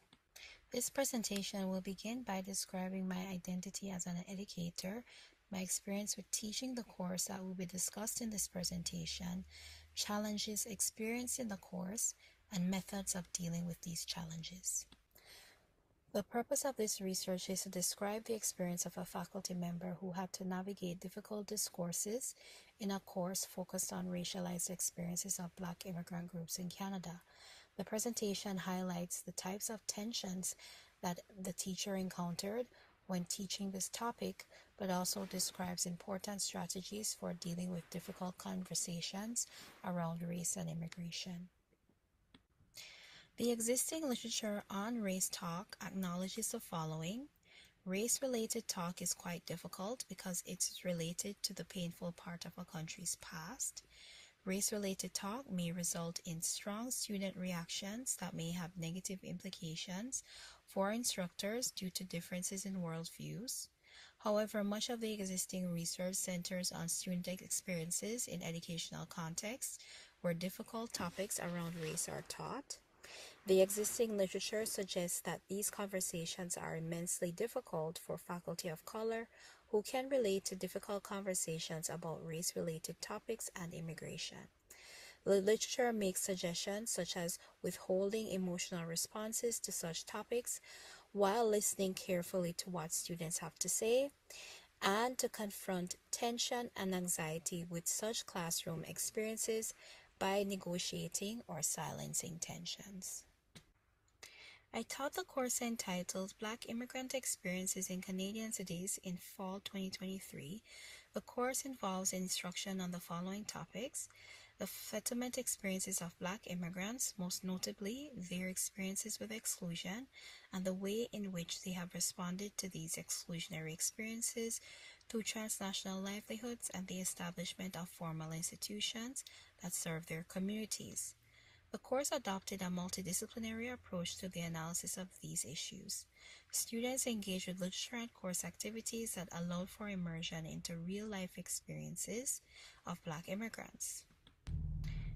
Students also developed a critical awareness about their own identities and the circumstances that shape Black immigrants' integration in major Canadian cities.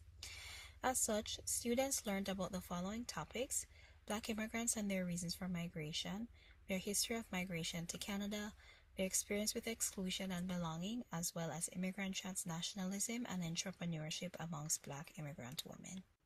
More importantly, I am a Black immigrant of Jamaican descent, so I could identify with many experiences that I taught my students. I feel that it is my responsibility to share my experiences, and I believe my students view their course experience as an authentic one because I place myself within the population that I am discussing in the course. They are also pleased that I am able to share aspects of my experience in Canada because of my identity. Despite the positive aspects of the course was not taught without challenges. I found that I was excited to share information about Black immigrant experiences, and students were particularly interested in knowing more about immigrant concerns seen on social media, as well as immigrant contributions to Canadian society. Unfortunately, Black immigrants are a highly visible group and violently racialized in Canadian society despite their success and the extent of their contributions to all sectors of Canada. As a result, I have to teach my students about the history of Black immigration to Canada, including the fact that they were initially prohibited from migrating to Canada due to exclusionary legislation in Canadian immigration policy. Many Canadians fear that allowing Black immigrants to migrate to Canada would result in the increase of the Black population in Canada. Many Canadians wanted Canada to remain a racial monolith. Canadian legislation has since become more open to immigrants from diverse racial and ethnic backgrounds. Generally, official legislation regarding immigration welcomes diversity that immigrants bring to Canadian society. The Black immigrant population increased significantly in the late 1960s and 70s, and they comprise a sizable portion of the visible minority population. Many of them come from the Caribbean and parts of Africa. Still, Black immigrants report exclusionary experiences that prevent them from acquiring jobs that allow social mobility and improvement in social status. Black immigrant men are criminalized because of negative stereotypes associated with Black men. Studies by Mariam Azami even argue that names associated with particular Black immigrant communities or ethnicities result in applicants not being offered employment. Many immigrants also report feeling out of place, and as a result, they seek out a sense of belonging in different ways, including getting involved in immigrant organizations, continuing practices with the home country, and participating in festivals that celebrate the cultural aspects of life in the home country. I often found it difficult to teach my students about racialization and the effects of racialization. Racialization is a process by which individuals in a group are characterized in a way that leads to specific forms of treatment, including oppression and privilege. Many students do not believe that racialization and its effects are real. They believe all people in all races have equal opportunities to succeed, so all Black immigrants are at fault for their disadvantage. I also found it challenging to discuss feeling out of place and needing to find a sense of belonging. This was often due to the fact that I felt out of place and depressed as a new immigrant because I was not familiar with the new context that I was in, and the initial years of settlement were difficult because I could not acquire a job that would pay me enough to cover all of my expenses. I also spent much of my money trying to acquire Canadian credentials that would allow me to get a better job. I experienced exclusion in the form of insensitivity to my cultural background and assumptions that I did not have the level of intelligence required to get a good job or do very well at Canadian institutions.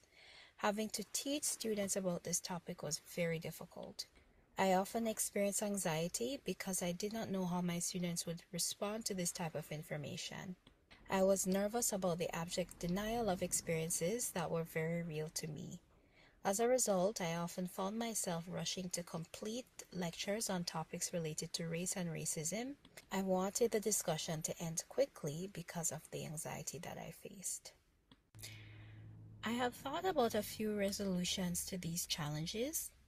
There are various suggestions made by the literature to deal with challenges encountered in the classroom, including being prepared to address tensions, but being open to listening and negotiating with students who will have negative reactions or may have negative reactions to the course material. This is a mindset that has to be adopted in such contexts in order to have productive discussions on challenging topics. I also found that offering opportunities for group discussion among students prior to a lecture reduced the tension that I felt about discussing such topics in the course.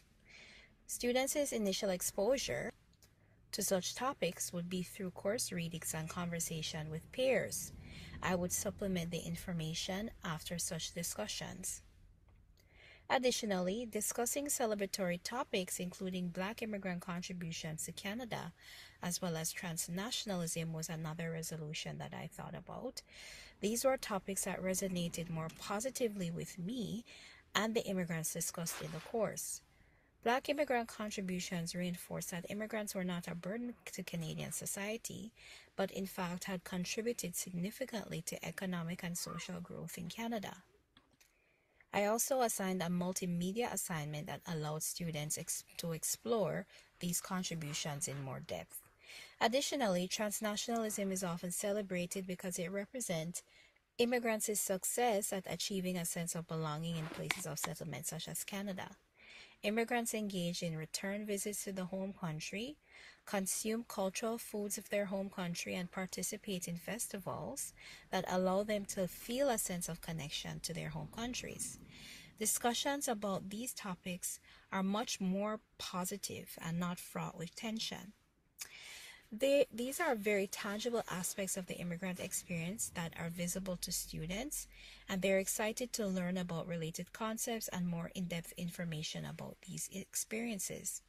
As such, less tension is experienced when discussing some topics. Instructors who experience tensions around long discussions about race and racialization can consider centering courses on celebratory aspects of immigrant experiences and highlight related experiences of race and racialization to provide context for this information.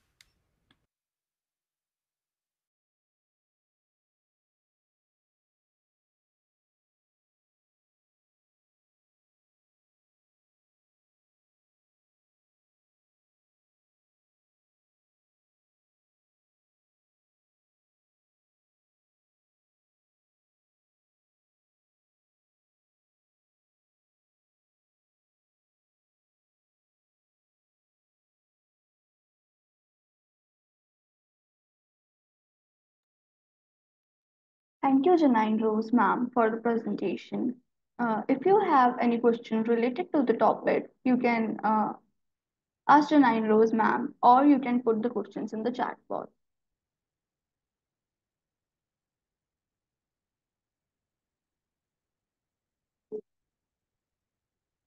Moving ahead, Janine Rose ma'am will be presenting another topic. Students reflect on their challenges with an interview assignment, advice on the incorporation of interview assignment in a first year university course.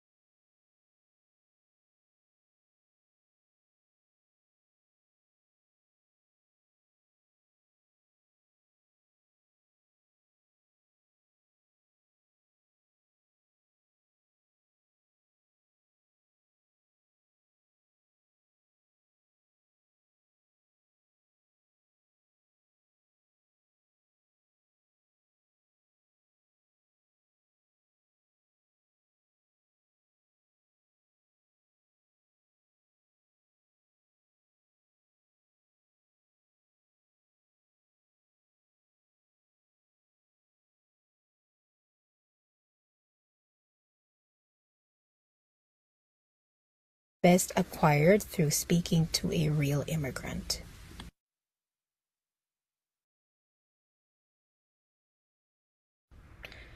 The course through which the assignment is offered is called Black Immigrant Experiences in Canadian Cities. The course gives students opportunities to explore the settlement experiences of Black immigrants, most notably their experiences with exclusion, and the way in which they have responded to these exclusionary experiences through transnational livelihoods and the establishment of formal institutions that serve their communities. The first major assignment in the course involved a short immigrant interview project. The project involved interviewing a Black immigrant in Canada about their migration history and settlement experiences. This assignment also included an in-depth analysis of how aspects of the immigrant's life related to central issues and concepts in the course. This assignment was chosen because interviews have often been used as a methodological tool in migration research. Interviews allow scholars to integrate the voices of immigrants in academic research and bring greater visibility to the diverse and complicated nature of the migration experience. As part of this assignment, students were asked to develop an interview guide that includes a list of questions that they asked the interviewee. The interviewee had to have the following characteristics. They had to be over the age of 18. They had to be a Black immigrant.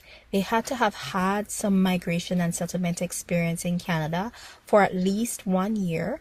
And this criterion ensured that individuals who were interviewed had the experiential repertoire that would yield useful information for this assignment. Students used the information from the interview to write an essay that made connections to research on Black immigrants in Canada.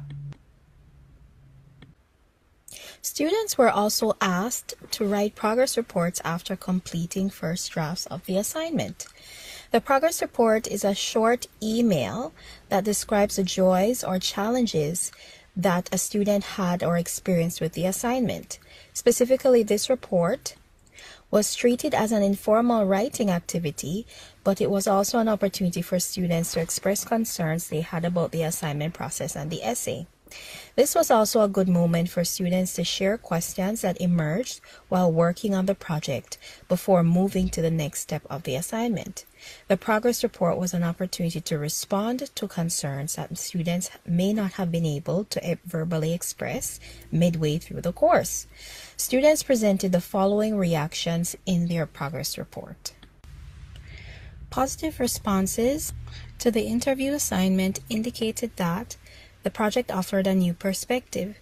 Specifically, one student noted that the experiences I've uncovered from a singular person are quite amazing, as I had never thought about how intricate and different others' experience could have been from mine. Additionally, this interview allowed me to truly acknowledge the difference in impacts between storytelling through social media versus storytelling with a real person. I am thankful for the new perspective. Students also noted they were also able to build new friendships with participants. In their report, one student said, "Thank you for assigning this. It has allowed me to not only learn more about the experiences of Black immigrants in Canada, but has also made me a new friend. Personally, I found this to be one of the best ways to learn about Black immigration in Canada."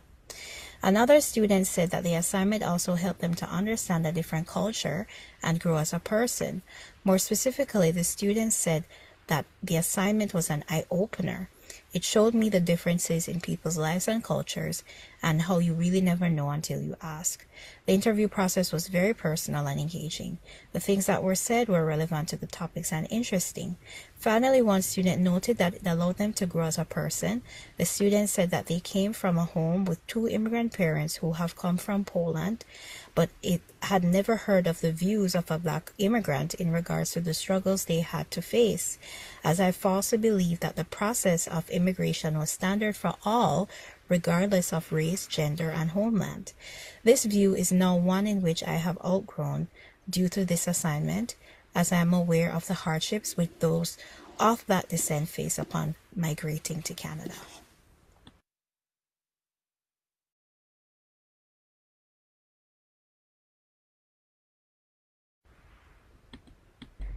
Some of the challenges that students noted included being concerned about finding appropriate candidates for the interview, interviewing candidates whose identity was different from theirs, and not having sufficient information to discuss in the paper. I will address each of these challenges in turn. With regard to finding appropriate interview candidates, some students mentioned that they had difficulty finding appropriate candidates for the interview because they did not have established relationships with Black individuals in the city. As such, offering students a network of Black organizations with which they can find suitable candidates for the interview seems to be an appropriate way to deal with this issue. There are many Black-oriented organizations on our campus that would be willing to offer students some support with recruitment. Secondly, with regard to interviewing candidates with different or perceived oppositional racial identities, some students said they were nervous about interviewing individuals who had a different racial identity because they felt guilty about asking questions about disadvantage and discrimination that interviewees experience at the hands of those who belong to the same race as the interviewers. I didn't anticipate students experiencing this challenge, but I think it would be helpful to bring in former students of this course into the classroom as peer supporters who can share their experience with navigating these tensions, in addition to having classroom discussions to help them resolve these tensions. Finally, students also expressed that they didn't have enough topics to discuss in the paper. I found that students usually encounter this problem because the information received from the interviewee was limited, and that happens for a variety of reasons, including the inclusion of prompts in an interview setting. As such, including discussions of follow-up interviews and their importance for filling gaps in interview information seems to be key for addressing this challenge that students faced in the assignment process. Student reflections on the interview assignment suggest that the interview assignment was successful. However, student reflections also indicate that pedagogical adjustments that include discussing tensions between different racial groups in interview settings and the importance and appropriateness of follow-up interviews would be of great benefit to students. Hello, I will be discussing students'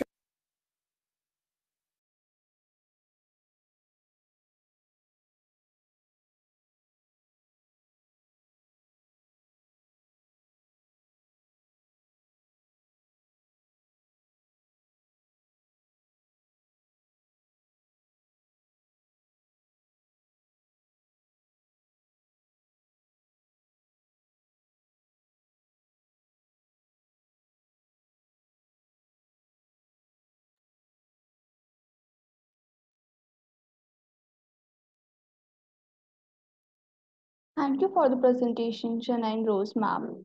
If you have any question related to the topic and the presentation, you can put the questions in the chat box.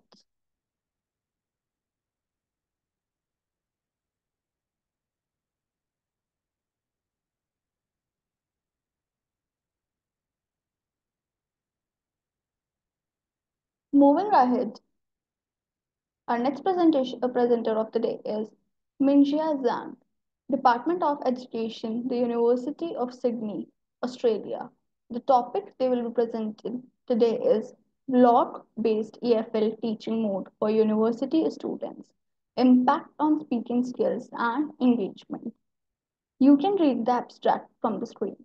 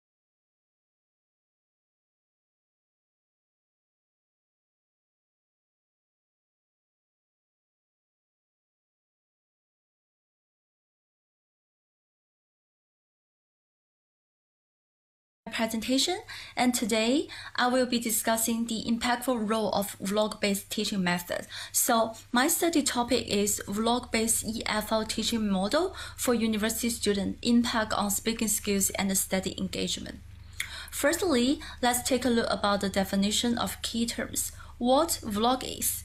Vlog is short for video blog or a video log, that is a style of video content where creators record their daily life, thoughts, activities, and experience. So the vlog-based teaching method nowadays is an innovative educational approach that uses video blogs as a multimodal learning tool, combining visual and auditory elements to communicate instructional content. So why do people vlog? Even though we know vlog is very famous or nowadays catching so much attention and it's a popular topic in education setting, so why do people vlog, or why you like watching vlog, or why you like making vlog? So there are several benefits of making vlog. Firstly, share information, construct personal identity, establish a community, gain follower, be a social influencer, or sell products and services. So we can find that all those benefits actually related to two key nature of vlog.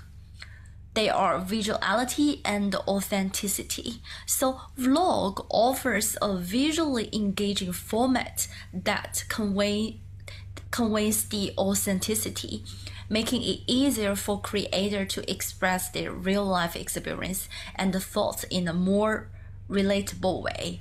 So even though we know the benefits of vlog, so how about the vlog in educational setting?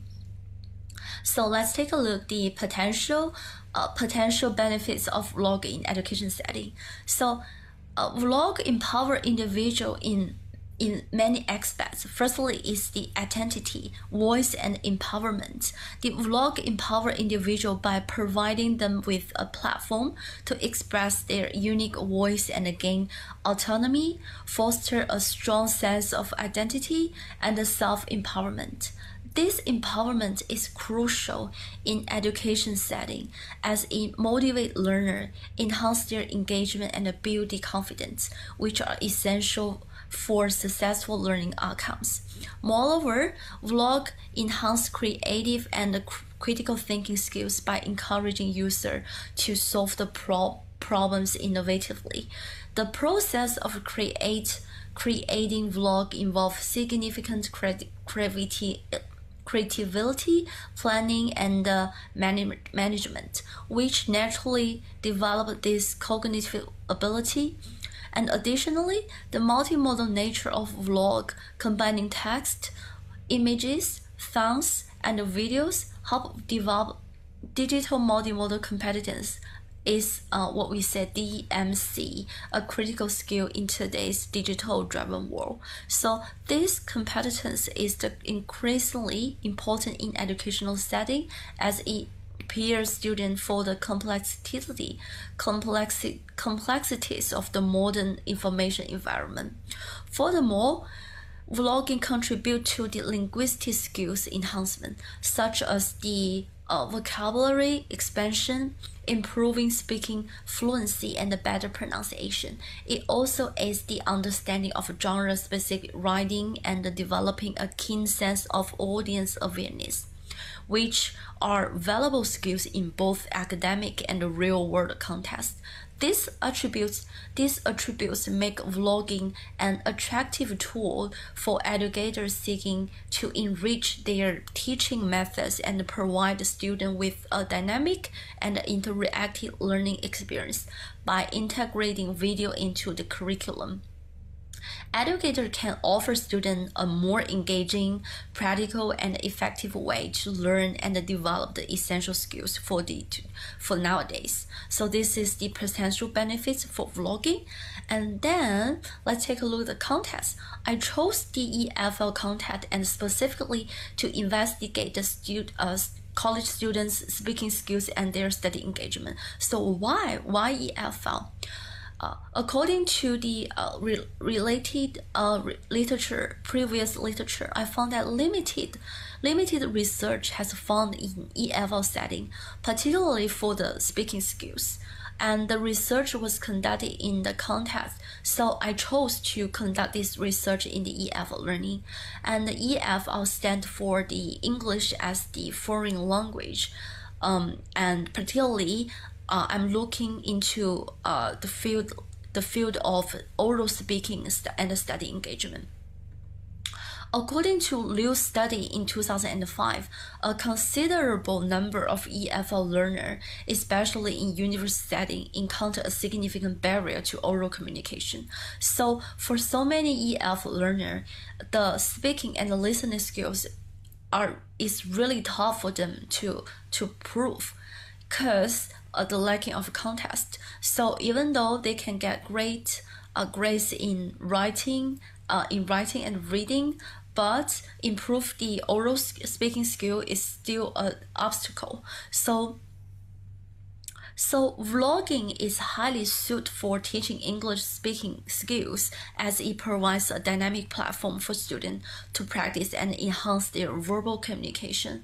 By creating their own vlogs, students engage directly with the language, improving their ability to express themselves clearly and confidently. This active involvement not only boosts their speaking proficiency, but also foster the greater expressive capability in real-world context. So that's why I chose this context to conduct this empirical research. In the literature part, I mainly conducted literature review from 3 aspects. Firstly, is the vlog as an educational tool, and secondly, is the EFL speaking skills and student engagement in university setting. Thirdly, vlog-based learning in EFL context. That's my literature review part. And even though there are so many evidence already shown that vlog is a useful tool for EFL learning and teaching, but for so many educators, that's still very hard to integrate the technology into teaching content. So in order to figure out the practical path of how to use vlog into our speaking class, so we built a 4-week vlog-based teaching model, and this model emphasized the active student participant in creating vlog, enhancing their speaking skills and engagement. It's structured over a 4-week program where students collaboratively plan, produce, and present vlogs, applying their language skills in practical, authentic situations. This innovative approach not boosts linguistic proficiency, but also digital literacy, making a really useful tool for modern teaching, for modern EFL teaching. So this is the 4-week vlog-based teaching model. There are 4 stages in it. The week 1 is the preparation stage. During this stage, the teacher needs to set up the goal and give students the basic training of vlog making techniques. And the week 2 is the creation stage. During this stage, teachers should be work as a facilitator to organize all kinds of activity to make students to brainstorm and the discussion in the way of group discussion to figure out what kind of vlog or what content specifically they want to film or they want to make. And the week 3 is the production stage. Production stage is the stage that they are going to discuss the reflection, because every stage we have the weekly reflection part. So during the week 3, the production stage, they need to discuss according to their reflection, they need to make a discussion and talk about how to improve it, and then share their vlog clips. Some of students already make some video clips, but maybe not editing it to the final vlog, so they can share the vlog clips and talk about how to make it better. And then they can, in a way of a group discussion, to making the next stage's plan. So for the student in this stage, the student need to film the vlog and then edit the vlog and continue to finish the weekly reflection. And the week 4 is the presentation stage.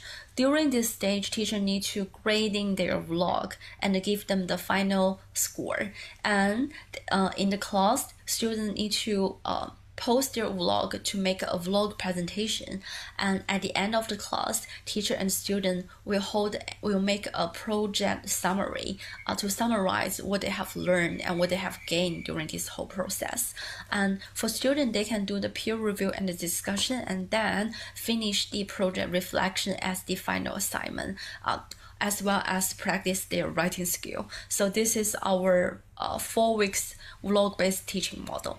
And during this model, we really want to figure out the effectiveness of this teaching model and the effectiveness of vlog as a language teaching tool. So we conduct an empirical research in a college, university in Hunan province in China.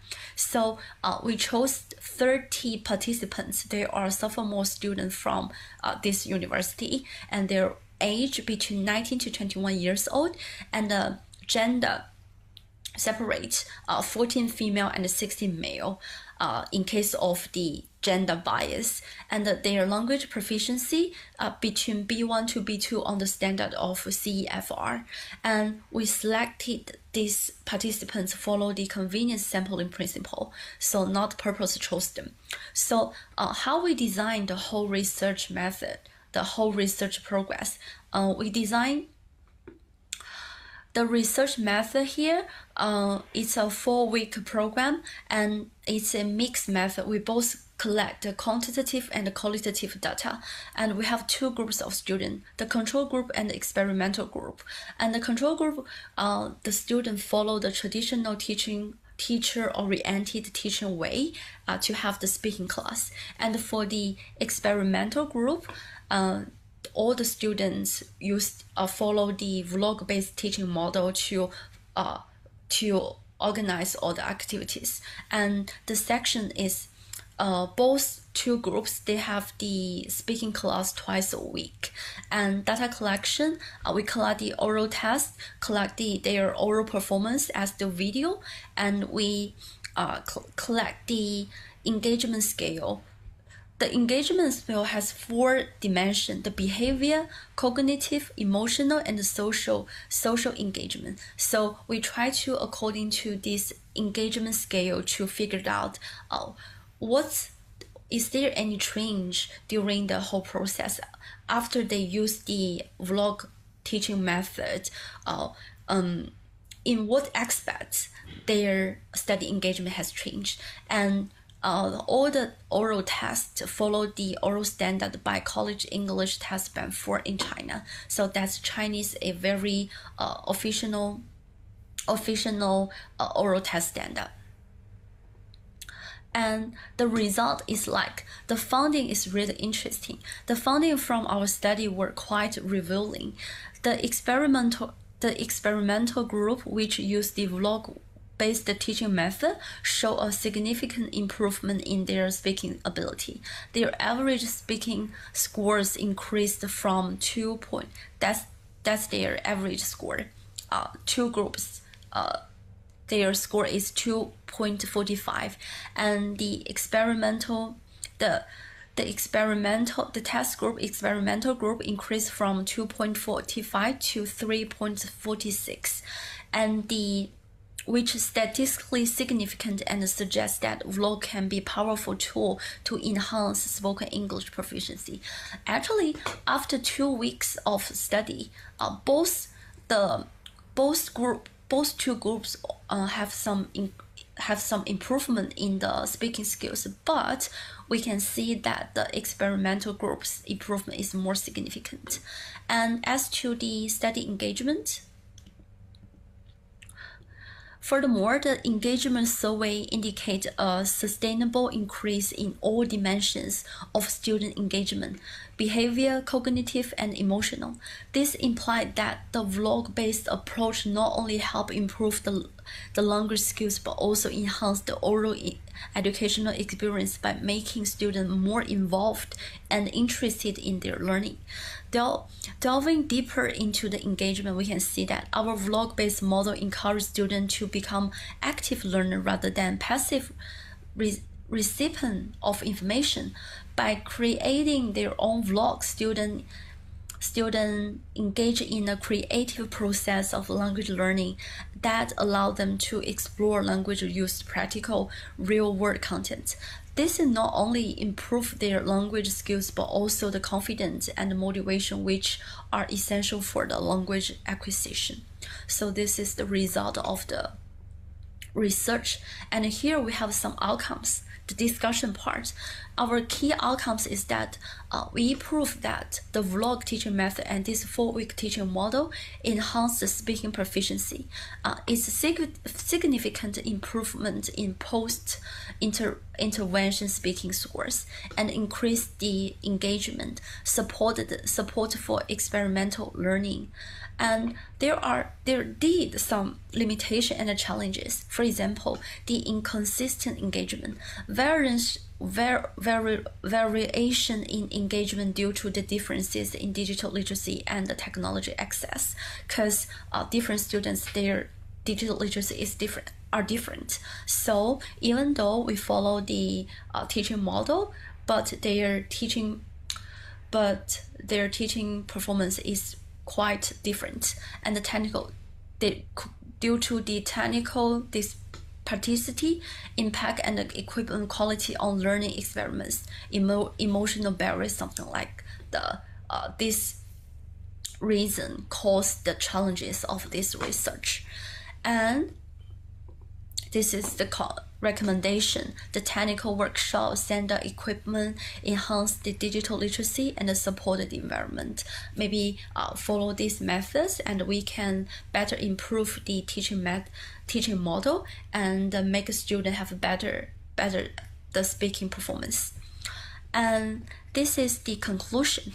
The conclusion is that vlog can be a useful tool to enhance the spoken English proficiency. And secondly, vlog-based teaching model not only help improve language skill but also enhance the overall educational experience by making students more involved and interested in their learning. And thirdly, vlog not only improve their language skill but also build confidence and motivation, which are essential for language acquisition. So this is my research. This is my study, the conclusion of my study. And finally, this is the reference. And thank you for watching. If you have any further question or want to talk about the related topic, welcome to email me. This is my email. And thank you for watching.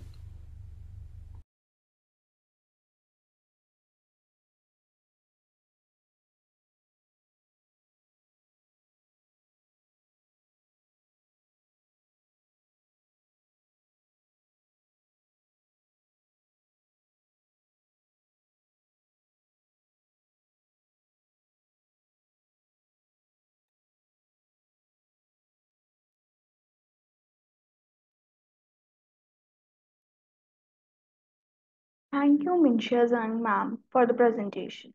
If you have any questions related to the presentation and the topic, you can put the questions in the chat box.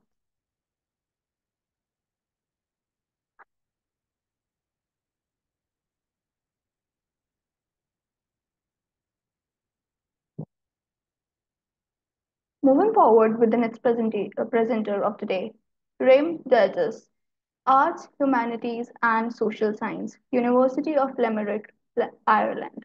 The topic they will be presenting today is Women and Nature, Eco-Psychological Film Reading.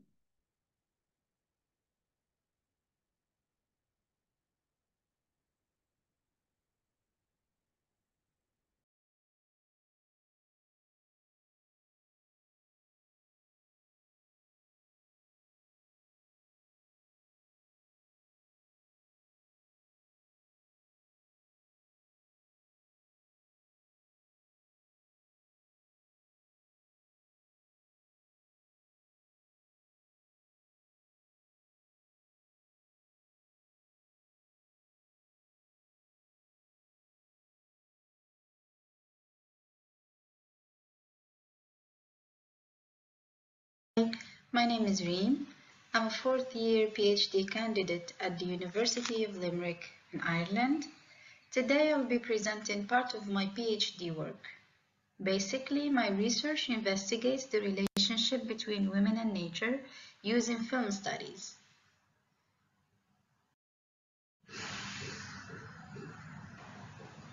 A logical question that you might ask is why films exactly? Well, because films are a set of symbols with corresponding meaning. As Young puts it, symbols never spring from a void, and somebody has to give them life. Symbols are sensed, meaning they are seen, heard, felt, smelled, and/or tasted, and processed by those who are exposed to them. That is to say, the audience.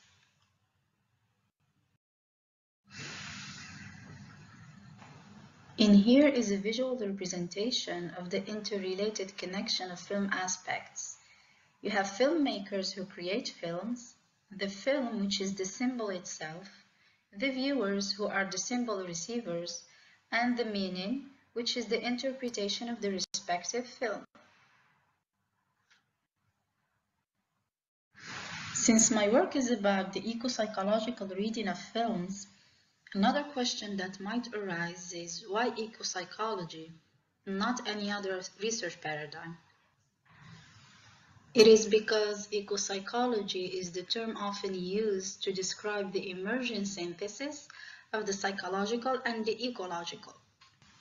The founder of eco-psychology, Theodore Roszak, argues that once upon a time, all psychologies were eco-psychologies, and those who sought to heal the soul took it for granted that human nature is densely embedded in the world we share with animal, vegetable, mineral, and the unseen powers of the cosmos.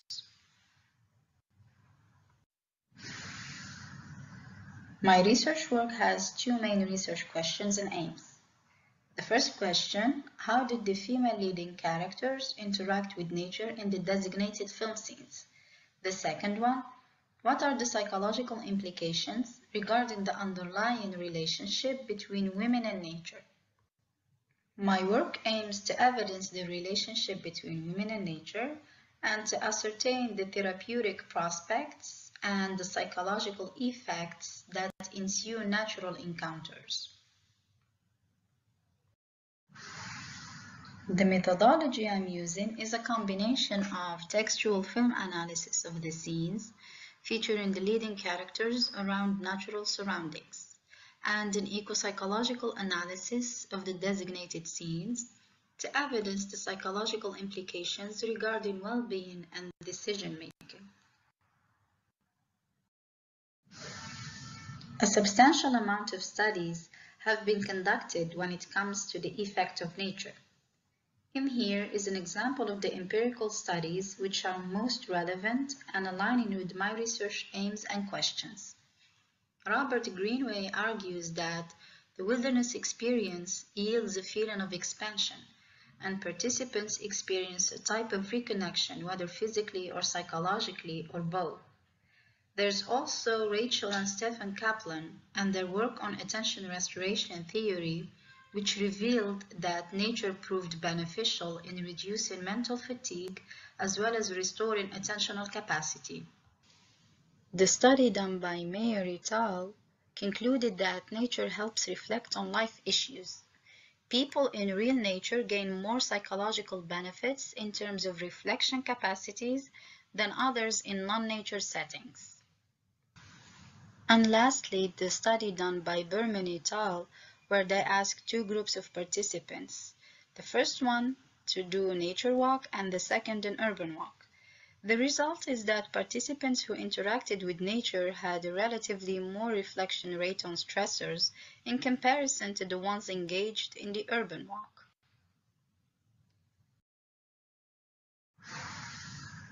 In the upcoming slides is a sample of the analysis I have done in my work. Clarobscure is a Turkish movie by Yeşim Ustaoglu. Ustaoglu follows the lives of two women, Cenaz and Elmas, who represent two different sides of Turkish society, the rich and the poor, the modern and the traditional. In this example, I'm focusing on a cinematographic choice, which is the gray atmosphere, conveyed through the weather. The weather in Clarobscure always mirrors the psychological state of the leading characters. Here, Shanaz is pensive amid the roaring and crashing waves on the shore. Her recurrent visits to the beach and the cloudy weather always reflect her inner conflicts. Just after these encounters, she leaves her narcissistic and abusive husband. Papisha is an Algerian film by Mounia Meddour, which tells the story of Najma, an ambitious university student who goes through a misfortunate series of events to achieve her dream of throwing her own fashion show.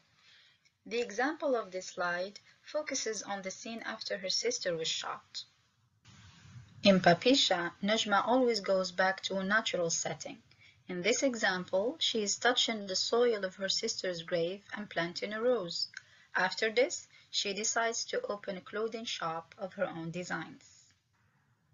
On the right part of this slide is the description of how the scene took place step by step. Although not mentioned in this presentation, in addition to film analysis, my work has a quantitative aspect to it as well.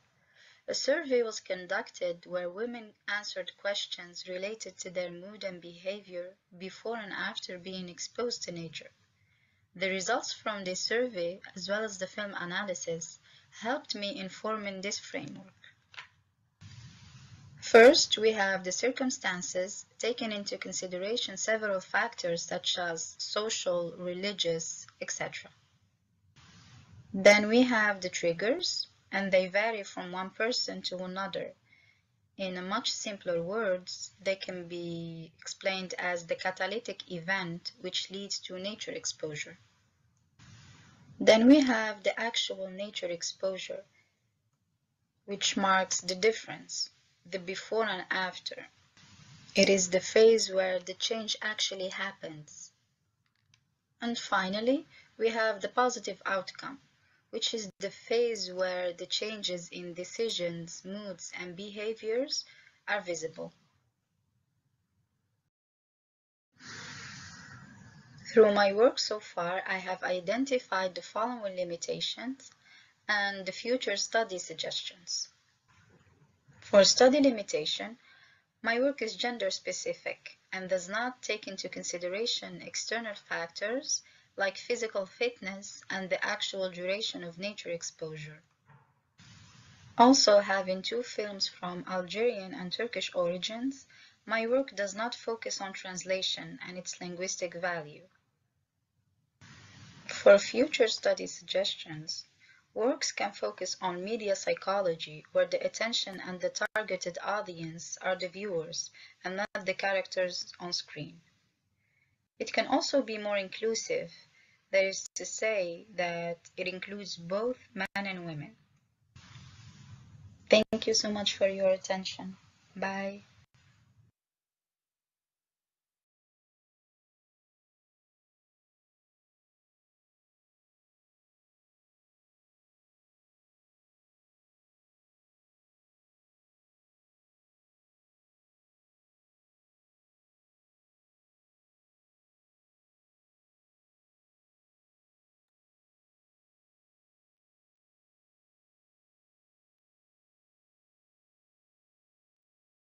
Thank you, Reem ma'am, for the presentation. If you have any question related to the topic and the presentation, you can put the questions in the chat box.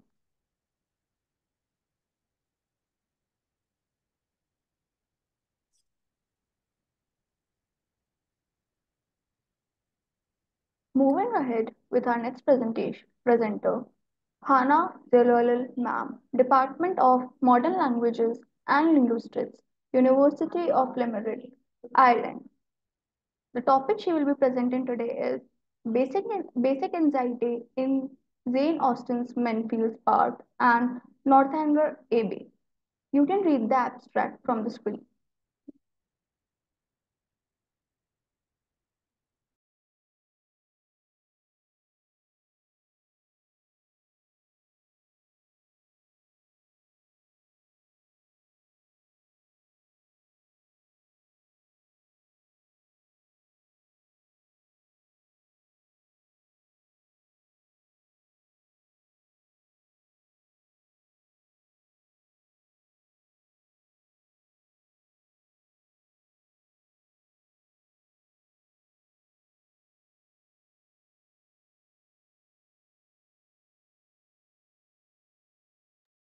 Please allow us a moment.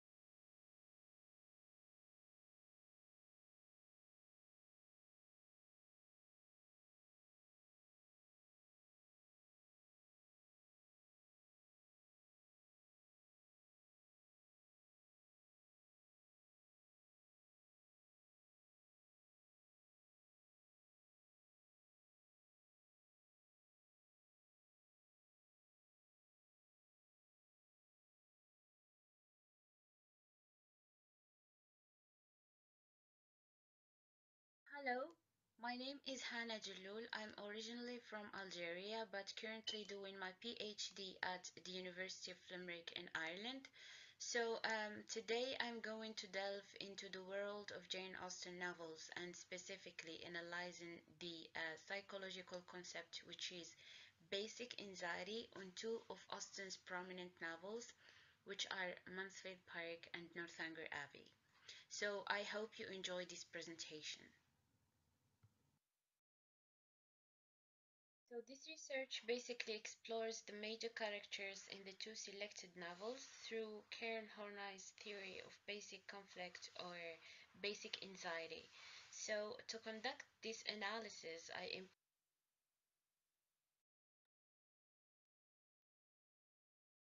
employ a qualitative research approach. Through conducting a textual analysis, I will be closely examining the characters within these novels.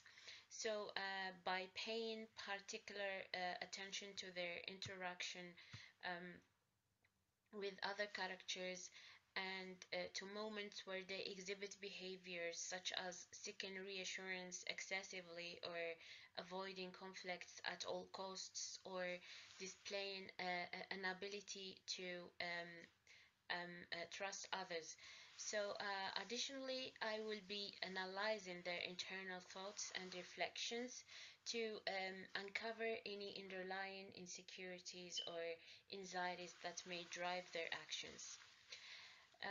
So, by examining the textual evidence, I aim to gain deeper insights into the psychological complexities of the characters and their experiences with basic conflict. So, this approach allows me to explore how the narrative unfolds through the lens of mental health, shedding a light on the intricate dynamics of human emotions, but in my case, in literary human emotions or the relationships portrayed in the novels.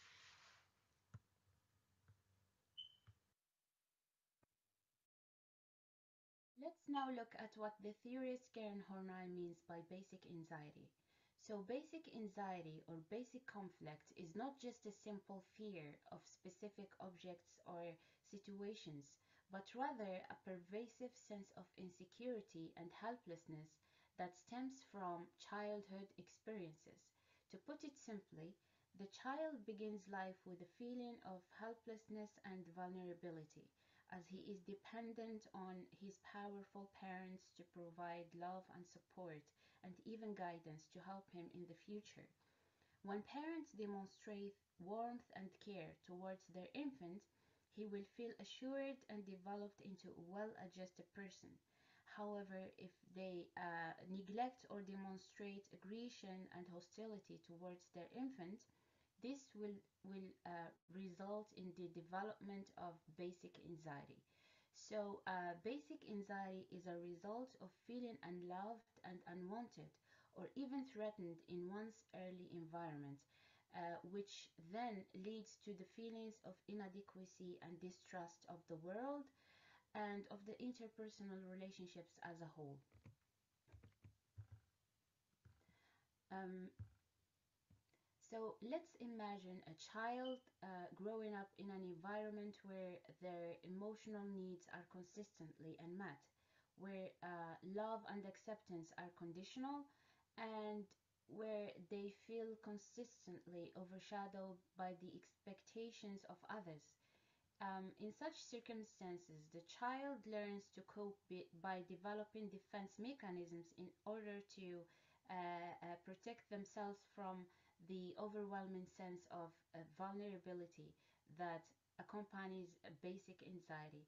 So, according to Horney, as a way to cope with this anxiety, individuals may adopt one or two of the three primary coping strategies in response to this anxiety.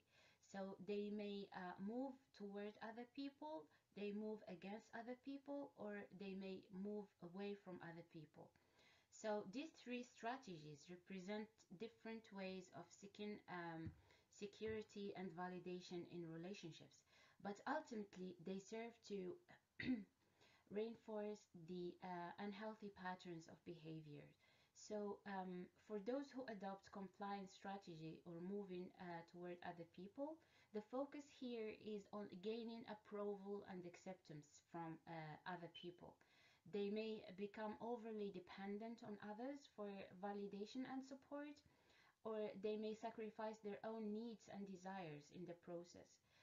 Meanwhile, those who adopt an aggression or aggressive strategy may seek to assert dominance and control over other people as a means of masking their own feeling of vulnerability and insecurity. So this is their way of protecting themselves. Uh, Finally, we have those individuals who adopt a withdrawal strategy who may retreat themselves or avoiding intimacy and connection out of fear of rejection or abandonment.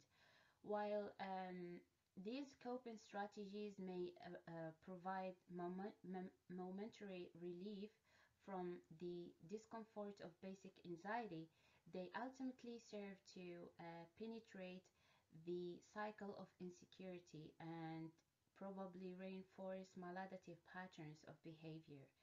However, Horney believed that through self-awareness and insight, individuals could learn to recognize and challenge these defense mechanisms and paving the way for personal growth and psychological healing. Also, Karen Horney believed that the parents, just like other people, can struggle themselves with unresolved conflicts and anxieties, which then lead to neurotic tendencies or the development of this basic anxiety. So this issue might hinder a parent's ability to provide consistent love and support for their child.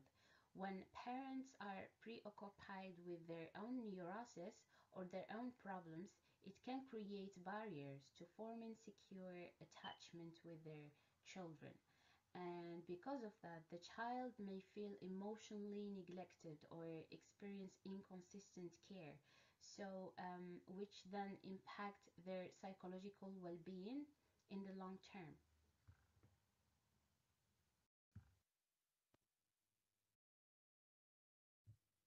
So when we come to the significance of using Karen Horney's psychological theory in literature, we can say that while it is traditionally applied to understanding real-life individuals, it can be also effectively employed to dissect the inner workings of fictional characters and to consider fictional characters as fictional human beings. By using this theory and by using the classification of coping strategies, i.e. Moving toward, moving against, or moving away from other people, literary scholars can gain deeper insights into the psychological complexities of characters' behaviors and their interactions with each other. So, characters who inhibit a moving toward orientation may be driven by a profound need for acceptance, which lead them to conform to societal norms and expectations. This exploration unveils the pressure individuals face to fit into their societal milieu and to sacrifice their needs to maintain a sense of belonging. Also, characters with moving against orientation may engage in confrontation or aggressive behaviors as a means of asserting control or dominance. Through this lens, we can say that or we can delve into the power dynamics and the conflicts within literary works. Finally, characters adopting and moving away from other people may withdraw or detach themselves from interpersonal relationships, which is reflected in their desire for self-preservation. And this perspective offers insights into the character's struggles with intimacy and vulnerability, as well as their quest for independence and self-actualization. The first heroine I'm going to analyze is Fanny Price from Mansfield Park. So Fanny is an example of resilience and quiet strength.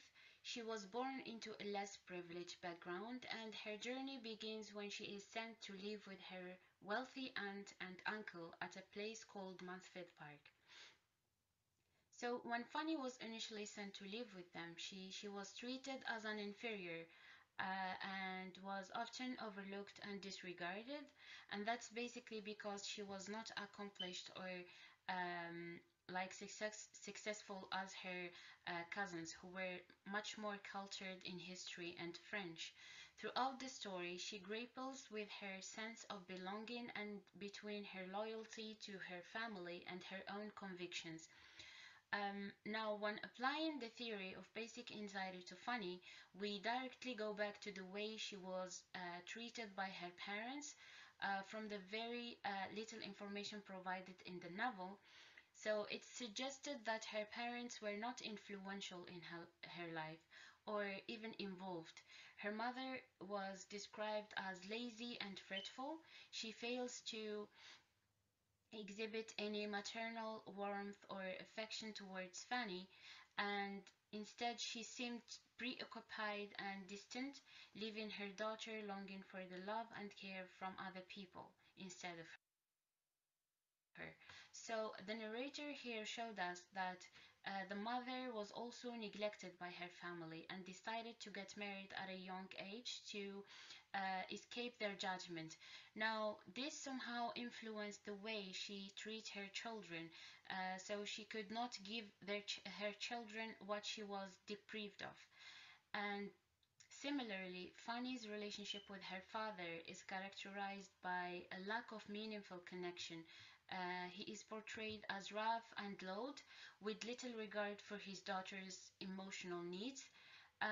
Instead of providing guidance and support, his interaction with his daughter is superficial and often reduced to coarse jokes at her expense. So these interactions leave Fanny feelings overlooked and unimportant within her own family. Even after she moved to live with her wealthier relatives, she found herself still longing for the love and affection she deserved. So instead of being welcomed into a warm and nurturing family environment, she continued to feel a sense of unimportance and emotional neglect. So in order to cope with her anxiety, she exhibits characteristics of a moving towards orientation. She seeks approval, love, and affection from other people, particularly from those around her. Her compliance and eagerness to please other people are evidence in her reluctance to assert herself or challenge the societal norms imposed upon her. So she internalizes the values and beliefs of her environment, and her personality and coping strategies are significantly shaped by the neurotic tendencies of her parents and caregivers, particularly those of her aunt, who embodies characteristics of moving against other people. She is manipulative, dominant, and often undermines Fanny's confidence and self-worth. Her neglect and mistreatment of Fanny fuels her feelings of insecurity and inadequacy, and she reinforces her need for approval and validation from others. Additionally, Fanny's uncle parenting style and his favorism towards his children contribute to her sense of being an outsider within her own family. Her experiences with her parents and caregivers highlights the intergenerational transmission of neurotic problems or of basic anxiety and the impact of early childhood experiences on her personality development later in life.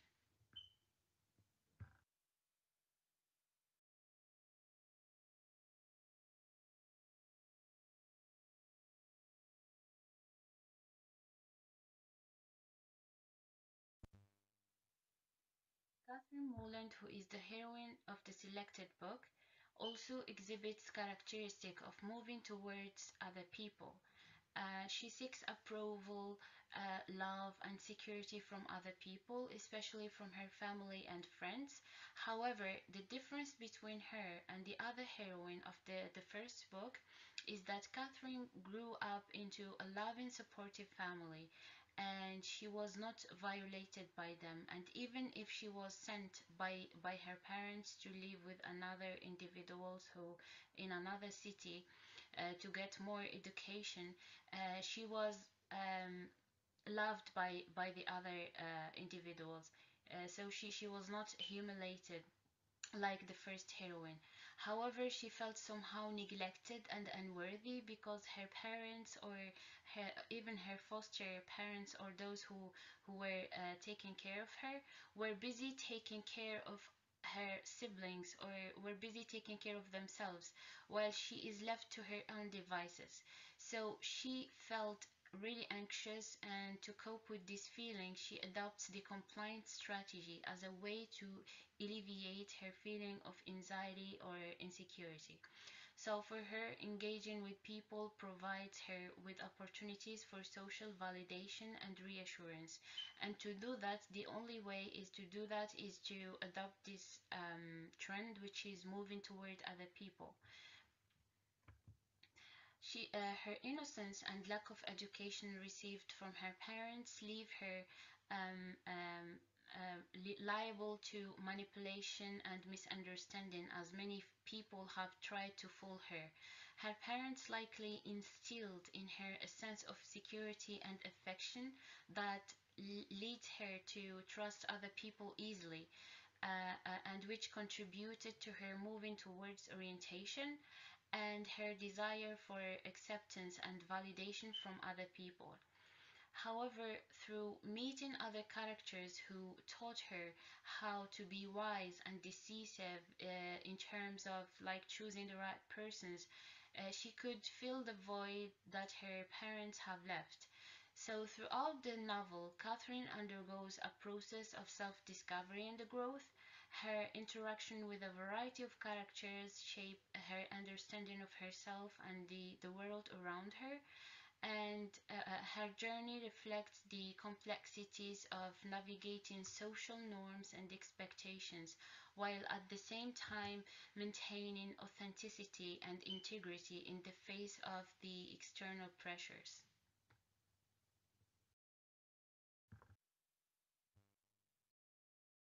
So, as a conclusion, we can say that applying Karen Horney's concept of basic anxiety to characters like Fanny Price and Catherine Morland can show us that literature not only offers a deeper understanding of the characters' psyches, but also highlights the universality of human emotions. Um, and we can also say that through the characters' experiences, readers can empathize with the struggles against inner insecurities and the quest for validation and belonging, not only in literature but also in real life. And the comparison between Fanny and Catherine underscores the diverse manifestations of basic anxiety that is shaped by unique backgrounds and personalities. And by delving into these characters' inner problems, literature invites readers to reflect on their own struggles and to find solutions in their shared human experiences of navigating the complexities of this emotion and identity.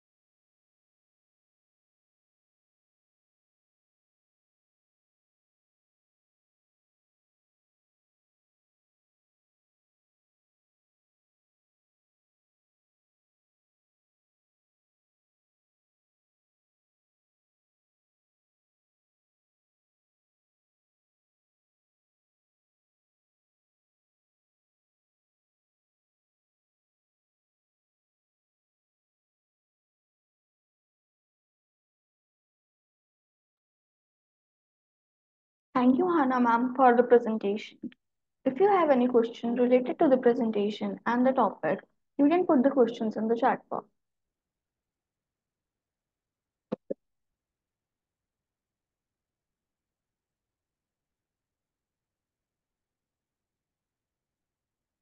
Moving ahead with our next presenter of the day, Hania Rahman ma'am, Faculty of Arts and Society, Charles Darwin University, Darwin, Australia.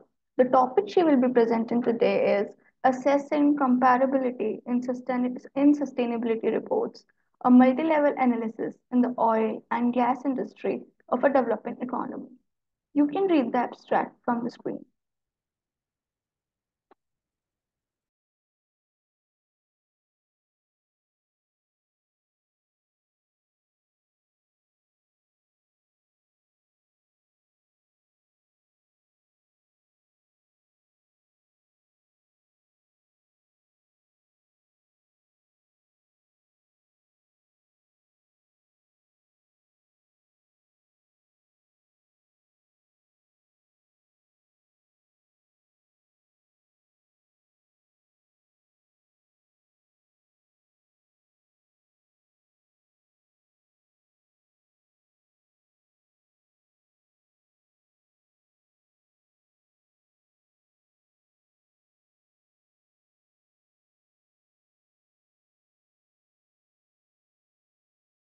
Around the globe who have joined this international. Hello to everyone from around the globe who have joined this international conference on interdisciplinary research in social sciences. My name is Hania Rahman and I'm a PhD scholar from the Faculty of Arts and Society, Charles Darwin University, Australia. Today, I'll be presenting my work about assessing comparability in sustainability reporting, a multi-level analysis in the oil and gas industry of a developing economy. Recently, the world has witnessed an increase in the ESG information needs of corporate stakeholders. This importance has led to prolific frameworks released by national and international stakeholders which differ in structure, dimensions, and content. This diversity leads to complexity, inconsistency, incomparability, and information asymmetry for the report preparers as well as users, which undermines the credibility, accountability, and usefulness of the reports. While comparability of ESG information may be difficult to achieve across different sectors, several studies have argued that it can be achieved in the same sector due to similar business models, operations, and sensitivity to society and the environment. Similarly, another study highlighted a tendency towards harmonization in ESG reporting practices among organizations in the same industry, driven by shared moral obligations and imitative behavior. Studies regarding comparability of sustainability reports within the same industry show mixed evidence. While the study conducted by Cardoni et al. In 2019 found lack of comparability in 41 oil and gas companies from various regions, Sirioni et al. In 2021 found comparability in adopting reporting frameworks among 45 banking and energy organizations. Therefore, additional research is needed to draw definitive conclusions. This research aims to address that to what extent does multi-level comparability of sustainability reports exist in intra-industry organizations. In the light of the research question, the objective of the research is to determine the extent of intra-industry comparability in sustainability reporting at macro, that is framework, meso, that is structure, and micro, that is indicators level. A review of scholarly studies indicate that while comparability has been well established in the realm of financial reporting, its application in non-financial reporting remains a topic of debate and scrutiny. Nevertheless, the current lack of standardization in ESG reporting hampers ESG performance assessment as evidenced by low correlation of 54% in ESG scores compared to a high correlation of 99% in credit scores. The Economic and Social Commission for Asia and the Pacific forecasted that Asia and the Pacific will not be able to achieve any of the 17 SDGs by 2030 if the region remains on its current trajectory. Alongside this challenge, there lies an immense opportunity for Asia, which is expected to contribute around 60% of the global growth by 2030, and this growth is primarily driven by the developing economies. Among developing economies, Pakistan stands out as the sole low-income developing economy, experiencing a significant growth rate of 27% in sustainability reporting since 2020, culminating in a commendable sustainability reporting rate of 91% in 2022. Therefore, this study takes Pakistan's listed oil and gas organizations as a study sample. This is the study sample, which includes a list of 16 listed oil and gas organizations belonging from exploration, refinery, and marketing subsectors, along with their organizational characteristics. The methodology used in this study involves qualitative content analysis and quantitative metrics. This approach is widely used in previous studies examining comparability of ESG information from annual and standalone reports. For this study, the primary unit of analysis was the English version of the annual reports or standalone reports of listed oil and gas organizations in Pakistan, published in year 2021. The reports were accessed through the organization's official websites. The analysis was conducted in 3 distinct stages. In the first stage, the report type and reporting framework used for disclosing ESG information was examined. In the second stage, the sections pertaining to environmental, social, governance dimensions were examined, and a quantitative evaluation was performed by counting the number of sections addressing each dimension. In the third stage, the content of the reports was thoroughly examined using the GRI Sustainability Reporting Standards launched in 2016 as a benchmark. These standards comprised 79 indicators, including 13 economic, 32 environmental, and 34 social indicators. For each indicator, a score of 1 was assigned when the disclosure was in line with the indicator, and 0 when gaps in reporting were identified for a specific indicator. Following the primary analysis, a subsequent analysis was conducted by an external expert to confirm the consistency of the results. The resulting kappa coefficient had a value of 0.97, indicating a perfect agreement between the coders. The result of macro-analysis indicated that 87.5% of the organizations report ESG information using annual reports, while a tiny portion, 12.5%, use standalone reports. Moreover, 56% of the organizations follow local standards, while 44% adhere to internationally recognized sustainability reporting standards and guidelines. Among these, 25% use the principles of the United Nations Global Compact, while 18% opt for either the standards of ISO 26000 or GRI or Integrated Reporting Framework. The results of meso-analysis reveal that for disclosing environmental information, 44% organizations use no section, 37% use 1, while 19% use 2 sections. For social information, 44% organizations use no section, 31% use 1, while 25% of organizations use up to 6 sections. Lastly, for governance information, 38% organizations use no section, 19% use 2 sections, 13% use 3 sections, 25% use 4 sections, while 5% use 5 sections, respectively.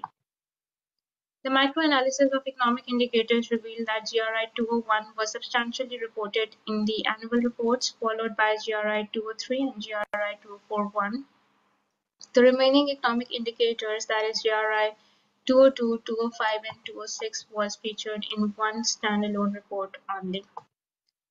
The analysis of environmental indicators revealed that annual reports included only 2 environmental indicators, that is GRI 3031 and 3062. Remaining indicators were featured in standalone reports only. However, none of the organizations disclosed information regarding GRI 3013, 3032, 3033, 3052, 3053, and 3065. Analysis of social indicators revealed that annual reports disclosed information regarding GRI 4012, 4041, 4052, 4131, and GRI 4162. Remaining social indicators were reported in only one standalone report. However, certain indicators including GRI 4121, 411, 414, and GRI 415 were not reported in any of the sample organizations. This study has implications for policymakers, standard setters to make determined efforts to ensure comparability in ESG reporting. To promote inter-industry comparability in ESG reporting, corporate law authority may encourage organizations, especially the large ones across the industry, to use specific international sustainability reporting guidelines or frameworks. To improve intra-industry comparability in ESG reporting, the industry regulator may encourage firms to adopt a common international sustainability reporting framework. And lastly, at a corporate level, the board of directors and top management may take the initiative to improve ESG reporting through internationally recognized sustainability reporting framework.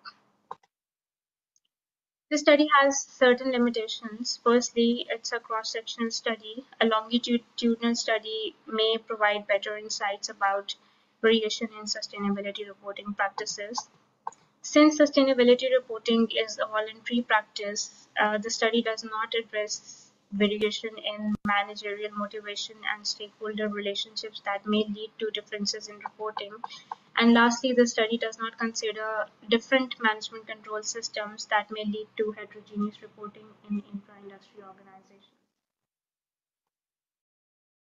Future studies may consider extending this analysis by incorporating greater periods and considering other industries. Additionally, comparative studies between different industries can also be conducted.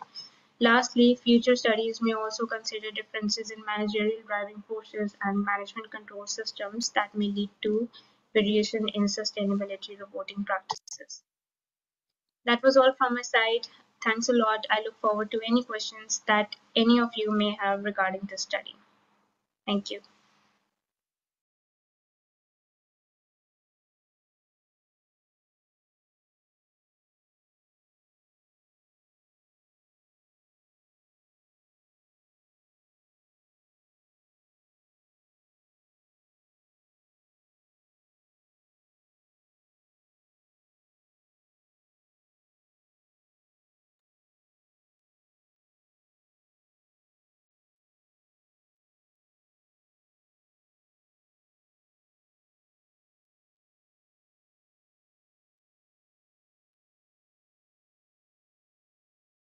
Thank you, Hania Rahman ma'am, for the presentation.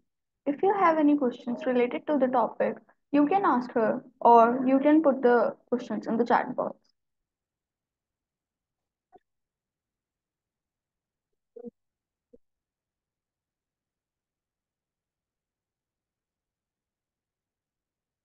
Moving ahead with our next presenter, Huang Ranli, Go Guan Law School, Shanghai Ziao Tong University, Shanghai, China. The topic they will be presenting today is comparative analysis of China's sovereign lending in the Belt and Road Initiative, implications and global standards.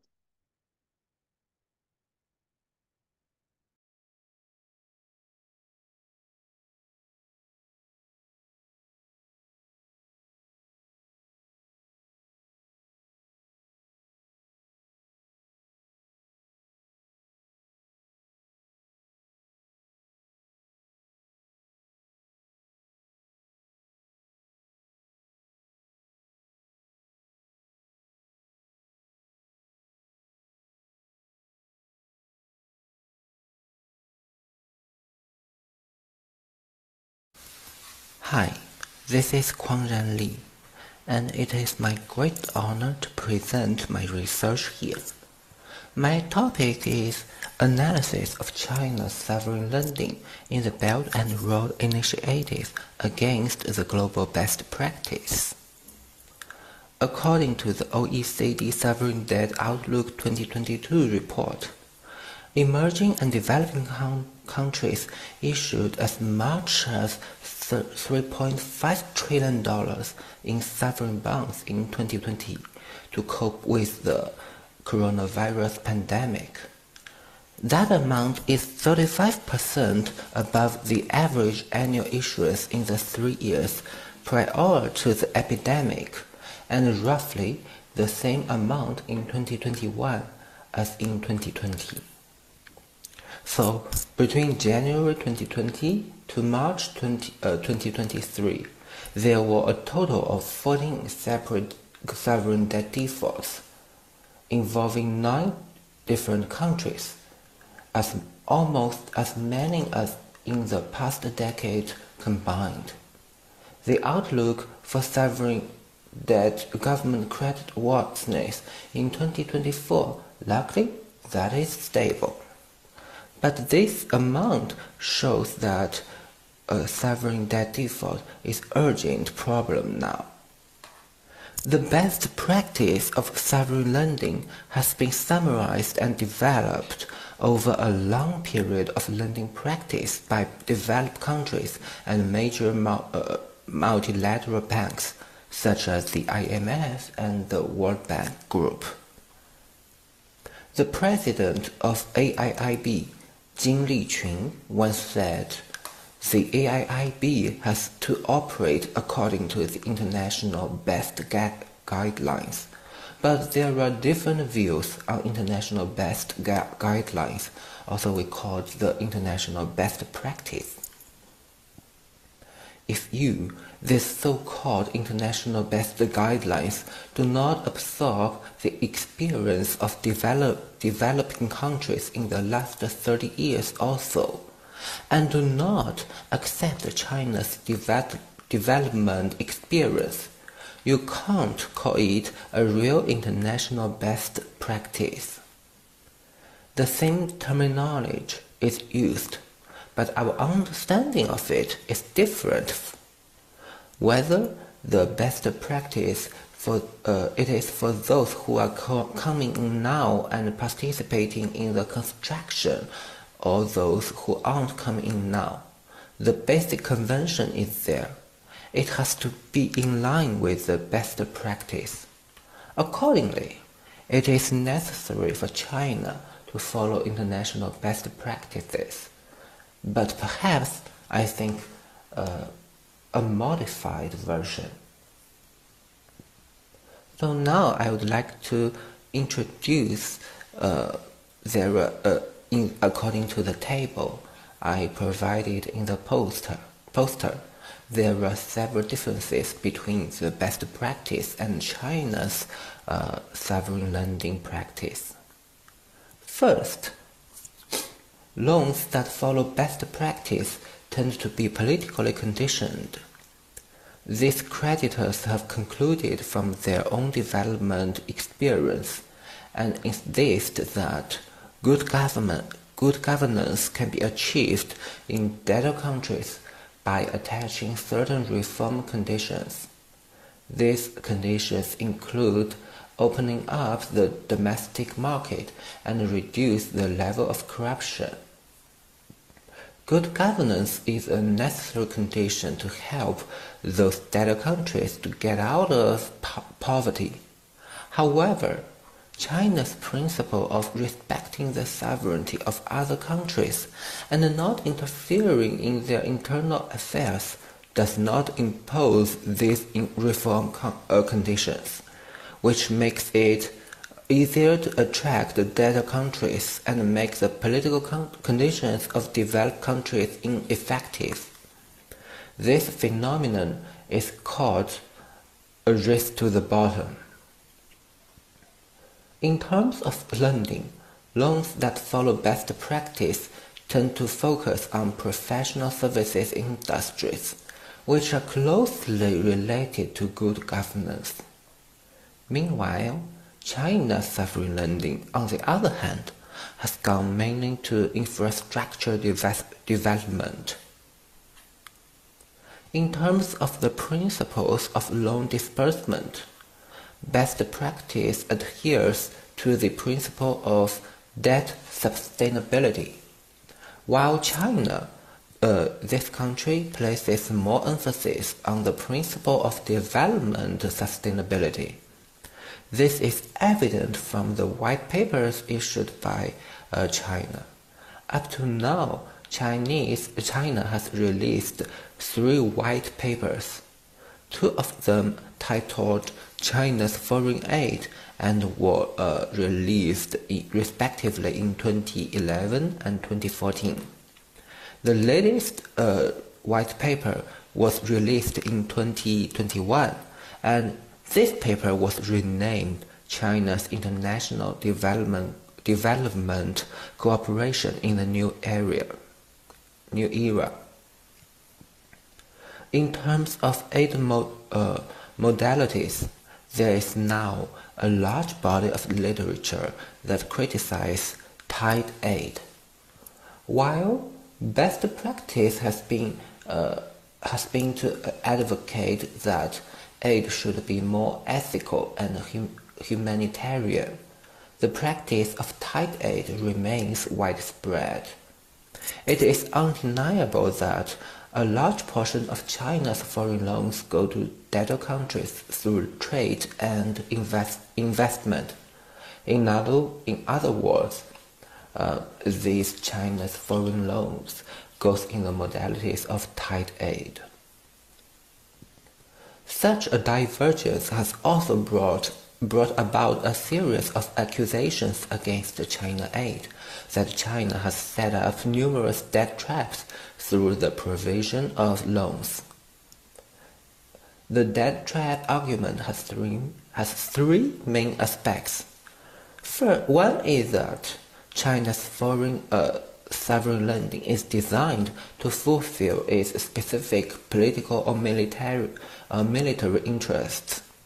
China continues to make loans to countries that are no longer solvent by providing large amounts of low-cost loans, or by continuing to make loans to countries that are no longer without regard of debt sustainability. China's aim is to gain economic advantage through the provision of loans, thereby strengthening its diplomatic influence.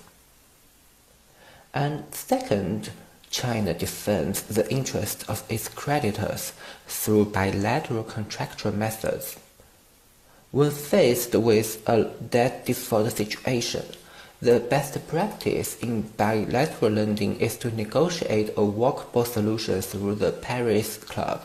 This is a multilateral method.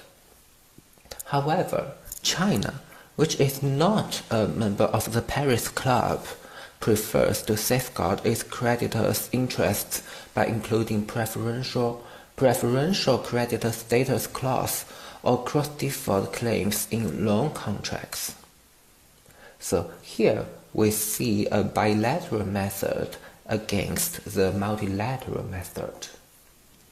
And third, China's sovereign loan contracts are often not transparent. This leads to the inability of other creditors to correctly assess the actual size of a debtor country's debt and its ability to repay it, which this may lead to excessive lending to a particular debt country and result in debt default. So why is there such a divergence? I think there are 3 reasons. First of all, foreign loans can be made as part of foreign policy and therefore must serve the political goals of creditor countries. By providing aid that gives recipients more choices, China has diminished the attractiveness of aid from other countries. And second, the current best practice is guided by the neoliberalism or the Washington Consensus, while China's aid is accused of being shaped by the Beijing Consensus. However, I want to point out that does the so-called Beijing Consensus really exist? Because Japan, for example, has pointed out that China's loans without political conditions reflect a spirit of selflessness in East Asian culture. Therefore, I think instead of the Beijing consensus, the term East Asian consensus might be more appropriate. And finally, the mode of assistance is determined by the level of economic development of the assisting country. Compared with developed countries, China's secondary industry is more developed and its third industry is weaker. Therefore, China's foreign loans are more often exported through trade and investment and go to the infrastructure industry of debtor countries. About this, we can see here is a table that shows the proportion of secondary industry or the third industry in different countries. And in China, we can see that it is more competitive in secondary industry. So for China, it should be selectively follow global best practice and strengthen international cooperation. As a country with limited experience in foreign lending compared with other developed countries, China's mechanisms for loan management and supervision are not yet mature, which contributes to the lack of transparency in foreign lending. Thus, it is necessary to improve domestic lending management systems and enhance transparency.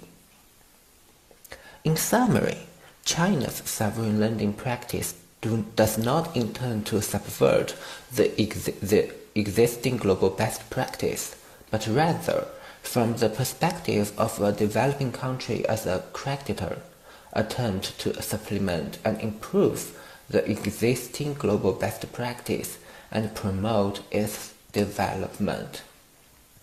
That's all. I wish to hear more comments or suggestions from you.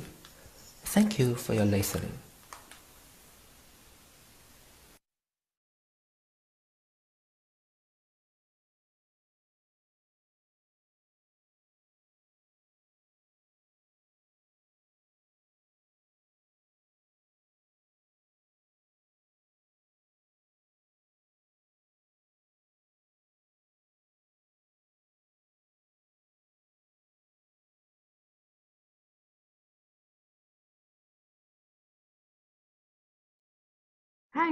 Thank you, Kwanzaa and Lisa. Thank you for the presentation. Please put your questions in the chat box if you have any.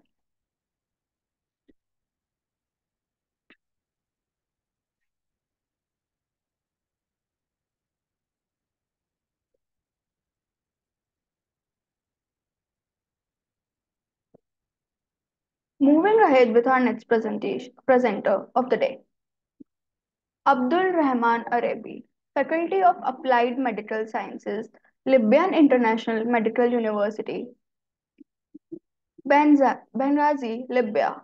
The topic he'll be presenting today is medical errors in Libya and its wrongful conception. You can read the abstract from the screen.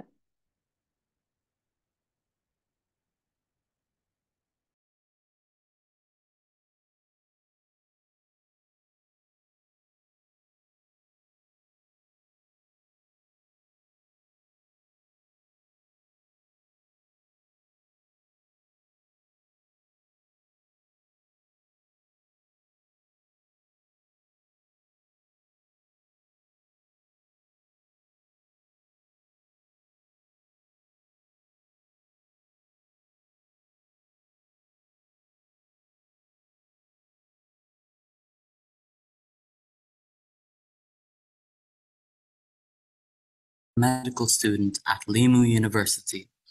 Today, my topic is about medical errors and its wrongful conception. Now, what is medical errors? Medical errors is when the intended action does not go as intended or it was the wrong one.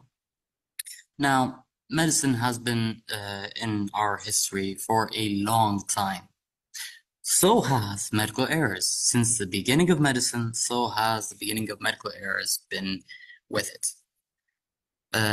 Through the time of Hammurabi law, there was the law stated, if I were to put into example, if a doctor was performing surgery on a man's arm and a complication or error had occurred and the man had lost his arm, by law of Hammurabi, the doctor would also lose his arm. It was seen as an eye for an eye.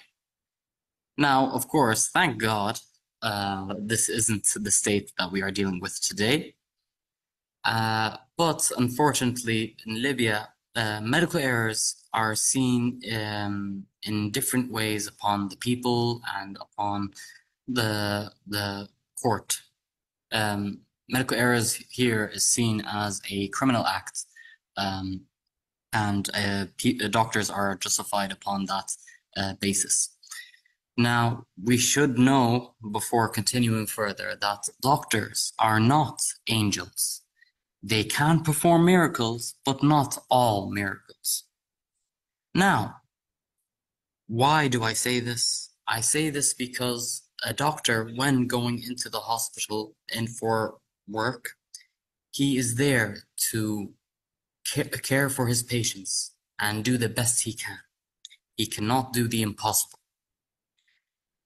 In this, saying this shows that everyone makes mistakes, and doctors are people, and people make mistakes. Now, we wanted to see the Libyan doctors' position and perception upon how they view medical errors, and this was our aim for this research. And we went through our materials and methods was that we made a questionnaire survey that was from the February to April 2023. It was open and closed, and it only had the working Libyan doctors currently in Libya. And we had taken their insight and their responses upon the survey. And when looking at the results, we have seen that when we asked if medical practice can be free of medical errors, 95% had voted no. When we asked if medical errors reached the court system, 70% had said no. Basically meaning that medical errors can be occurring and not reported to the court. So many people left with injustice, which is wrong. And another question we asked in the survey was if they have heard of any doctor being investigated by the police post-suspected medical error. 90% had said yes. And we then asked if they were satisfied with in the way the court deals with medical errors, and they were not satisfied. Of course, the background upon this would be that if a doctor was imprisoned for committing a medical error can be due to self-negligence of the doctor or a literal error that's had occurred. Now, the doctor being imprisoned would not have the desire from most of what has been seen to go back to the field of medicine after leaving prison. Those doctors who do perform protective medicine. Not even the doctors imprisoned, but doctors whom have heard of doctors being imprisoned would perform protective medicine.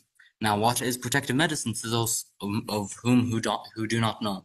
Protective medicine is when doctors are exhausting the resources of the hospital just to be safe from them making any medical error. Now, of course, the doctor, that would be a positive on their side, but with the exhausting resources of the hospital, that could lead to later incidents where lives could even be at risk when exhausting the resources. We later asked if the availability of or alternative methods of detecting medical errors was present in their work environment of these doctors, and 83% had answered no.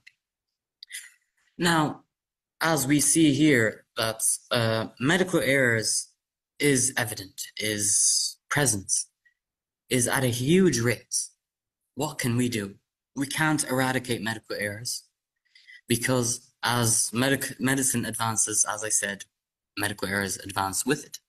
We can decrease medical errors, but how can we decrease it?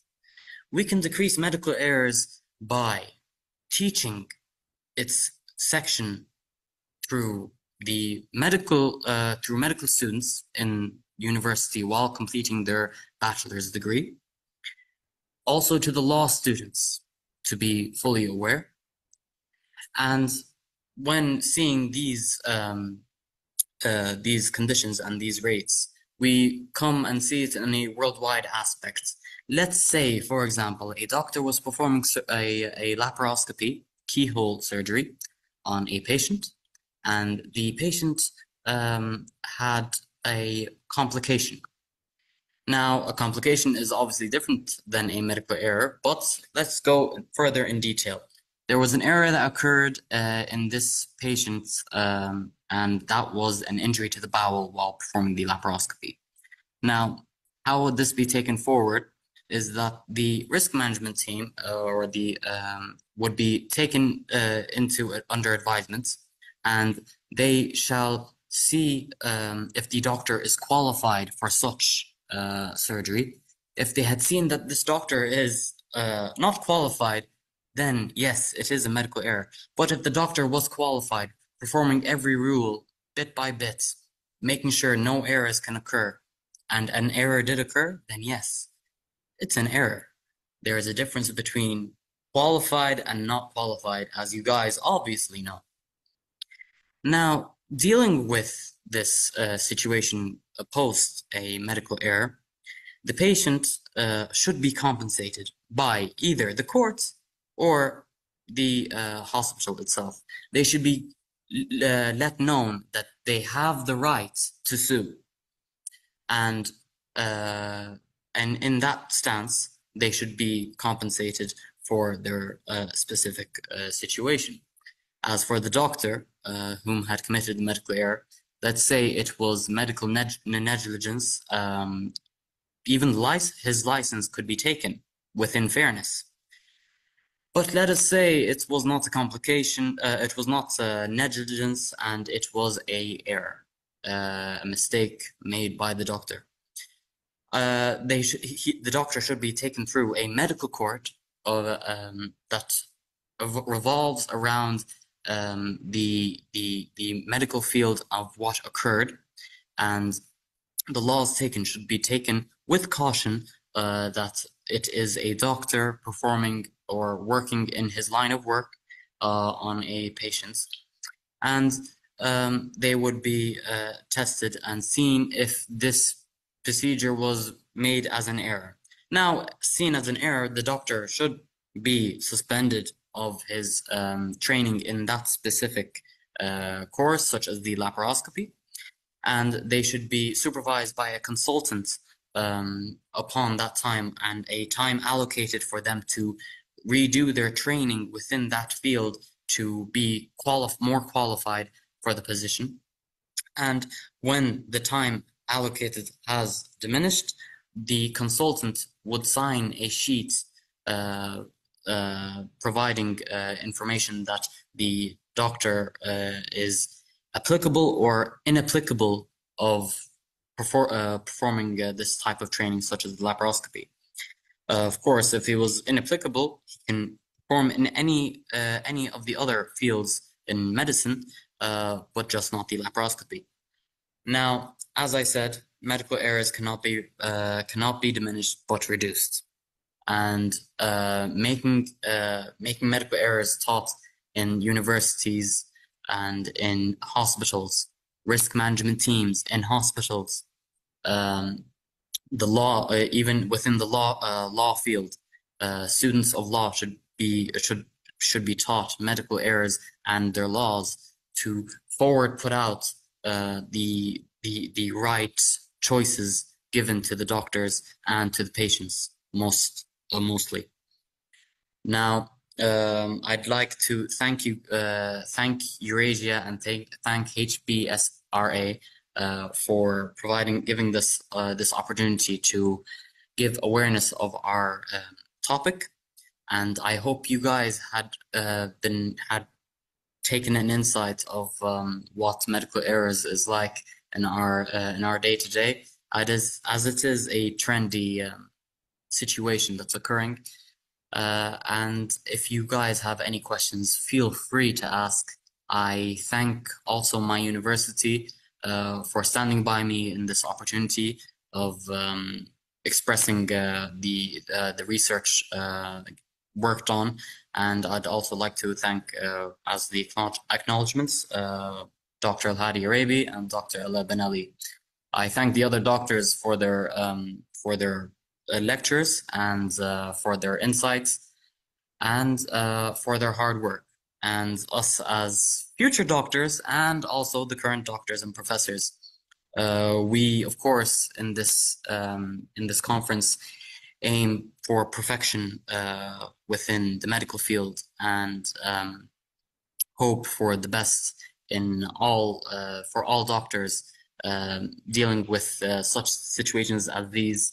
And I hope everyone has come out of this learning something very beneficial for them for their path later in life. Thank you very much. I'm Abdul Rahman Arabi.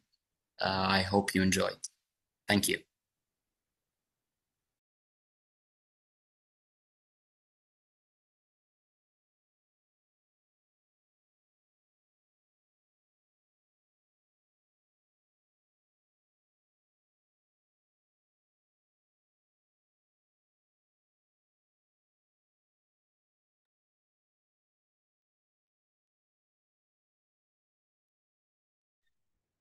Thank you, Abdul Rahman Arabi, for the presentation. If you have any questions related to the presentation and the topic, you can put the questions in the chat box.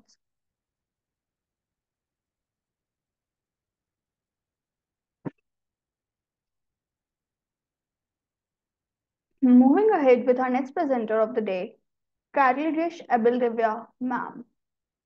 Institute of Philology, Kazakh National Women's Teacher Training University, Almaty, Kazakhstan. The topic she will be presenting today is effective use of critical thinking technology in teaching fiction at the university. You can read the abstract from the screen.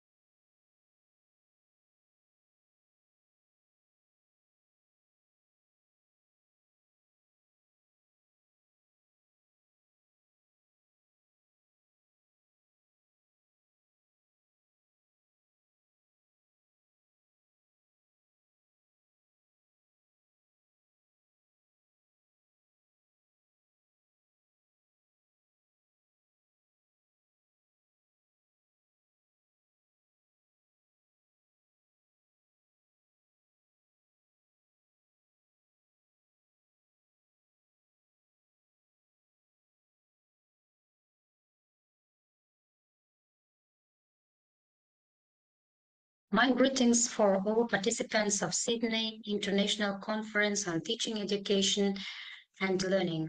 I am Karlogasha Bildaeva, senior teacher at Kazakh National Teacher Training University from Kazakhstan. The theme of my presentation is about the effective use of critical thinking technology in teaching fiction at the university. I want to show how to integrate critical thinking into fiction teaching during world literature subjects, because it is an area of my doctoral research to analyze different effective ways and propose methodical recommendations to apply it during the lesson. It is known that the modern educational process faces many tasks that aim not only to provide students with quality education, but also to create a competent individual who can creatively solve the task assigned to him with his own perspective. Nowadays, the level of the education, its impact on the personal development of the learner often depends on effectiveness of implementation of teaching technologies based on new methodological and modern didactic principles. Psychological pedagogical theories that develop activity. That is why there is a need to effectively use critical thinking technologies that develop an active approach to teaching in the course of teaching foreign literature in higher educational institutions. Leveraging critical thinking technology can significantly enhance students' intellectual growth and engagement in literature education. By fostering active learning and problem solving, this approach empowers students to delve deeper into literary text and develop crucial analytical skills. It is well known that critical thinking involves how to think, not what to think about. We also know that the roots of the problem of critical thinking can be traced back to pre-Socratic tradition. It is gradually applied to the field of education, and one of the first thinkers, John Dewey, considered. Also, we can say that the technology of developing critical thinking is a joint work of many scientists. It is firstly systematized and published by American educators Jenny Steele, Curtis Meredith, and Charles Temple. According to them, learning must be active, and it is known that activity will appear only if the learner is eager to learn the lesson. According to scientists, critical thinking is the ability to think to use the certain methods. Critical thinking is the ability to use certain methods of information processing that allow to obtain desired result. Thus, it can be said that critical thinking is a process that often begins with a problem formulation and continues with information search and understanding. It ends with a decision to solve the problem. One of the leading aspects that characterize critical thinking is creativity. It is known that critical thinking cannot be separated from creative thinking.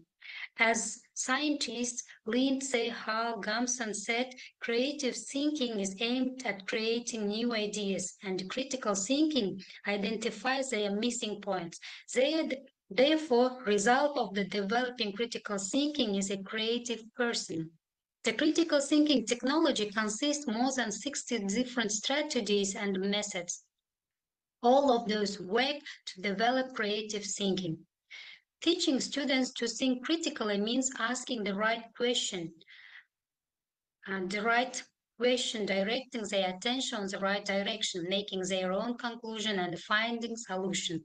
Today, students are interested in the types of educational activities that promote excitement, that is mental activity, ingenuity and creativity, initiative and independence. There are known laws of formation of students' critical thinking. Therefore, the lesson introducing the technologies of the development of critical thinking is conditionally divided into the following three stages: arousing interest, recognition of meaning, excitement.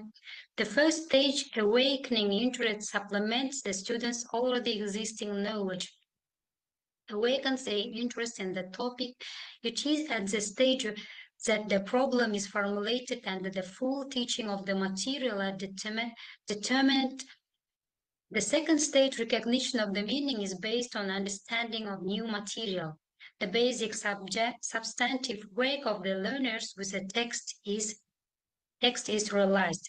And the third stage, the judgment or reflection.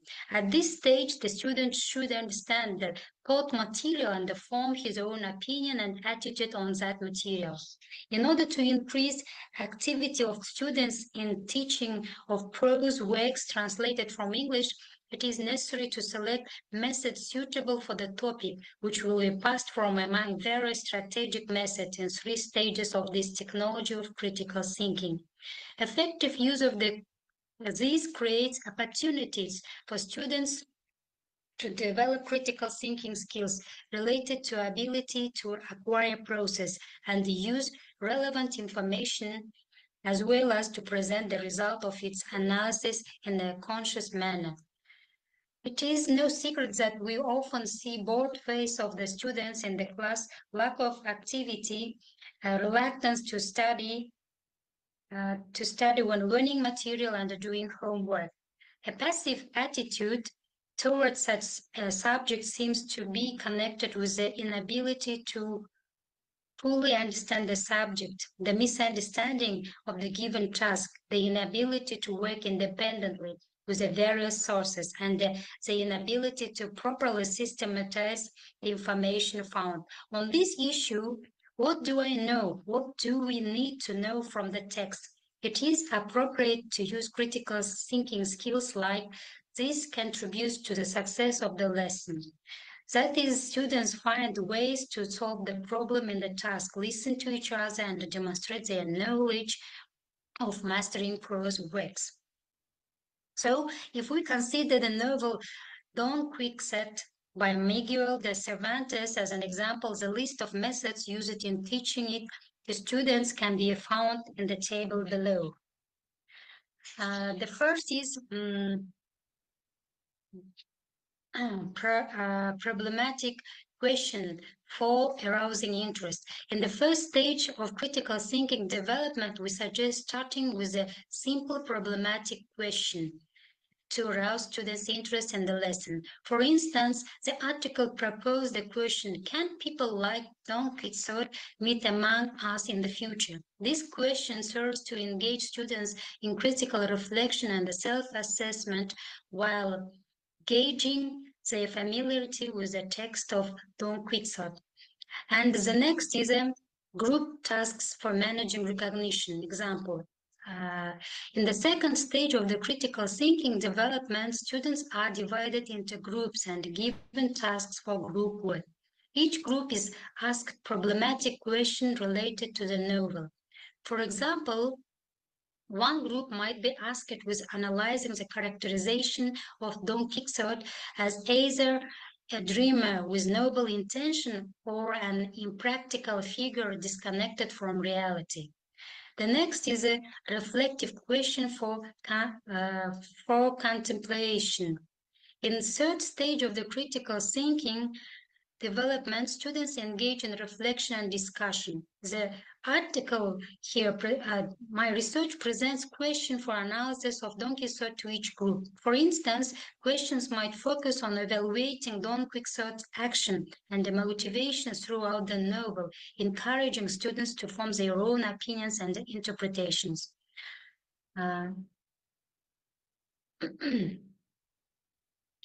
Also, I gave the example of implementation of ideal method. There is introduced ideal method, identify, debate, essential solutions, activity, logical conclusion for understanding new information and solving problems.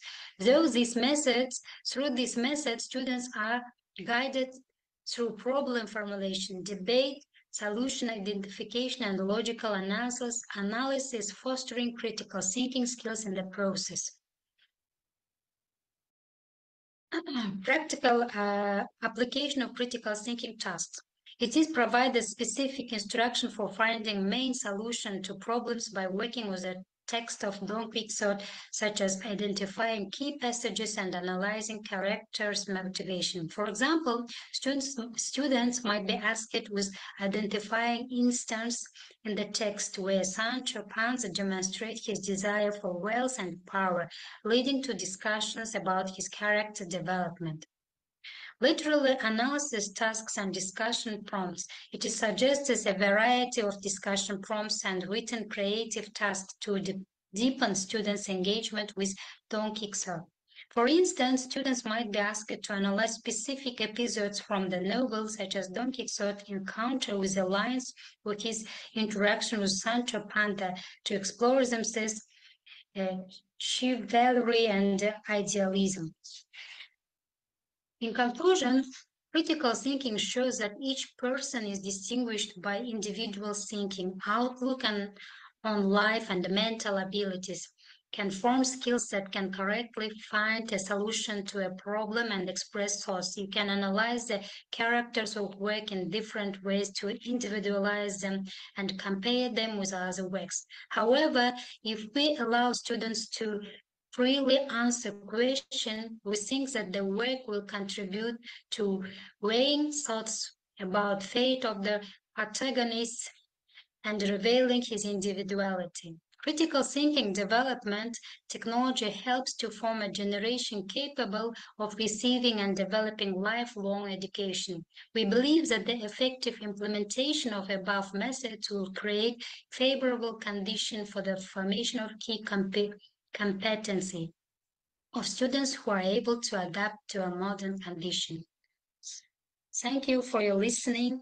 If you have questions, please, you are welcome.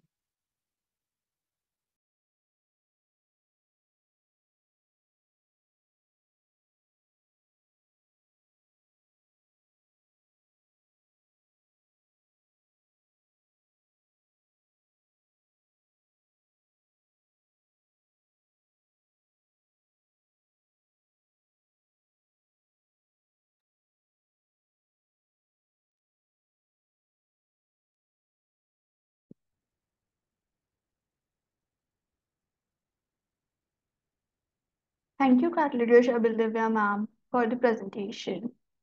If you have any question related to the presentation or the topic, you can put your questions in the chat box.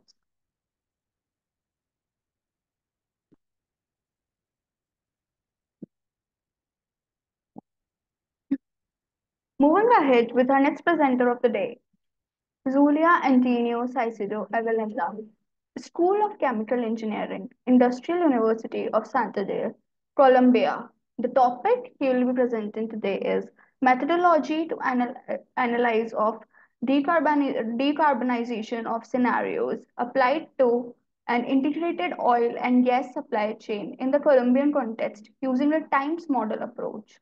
You can read the abstract from the screen.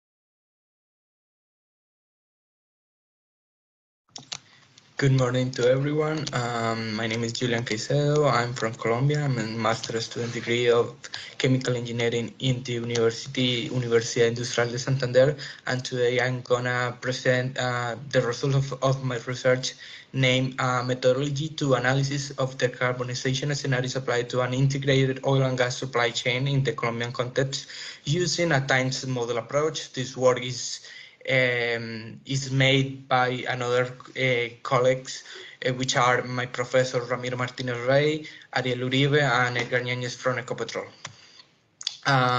The contents of this presentation is a brief introduction of what is energy planning, what is important of energy planning, then what is a times model and what are the times oil and gas model, and finally we present a case study to validate the times oil and gas model.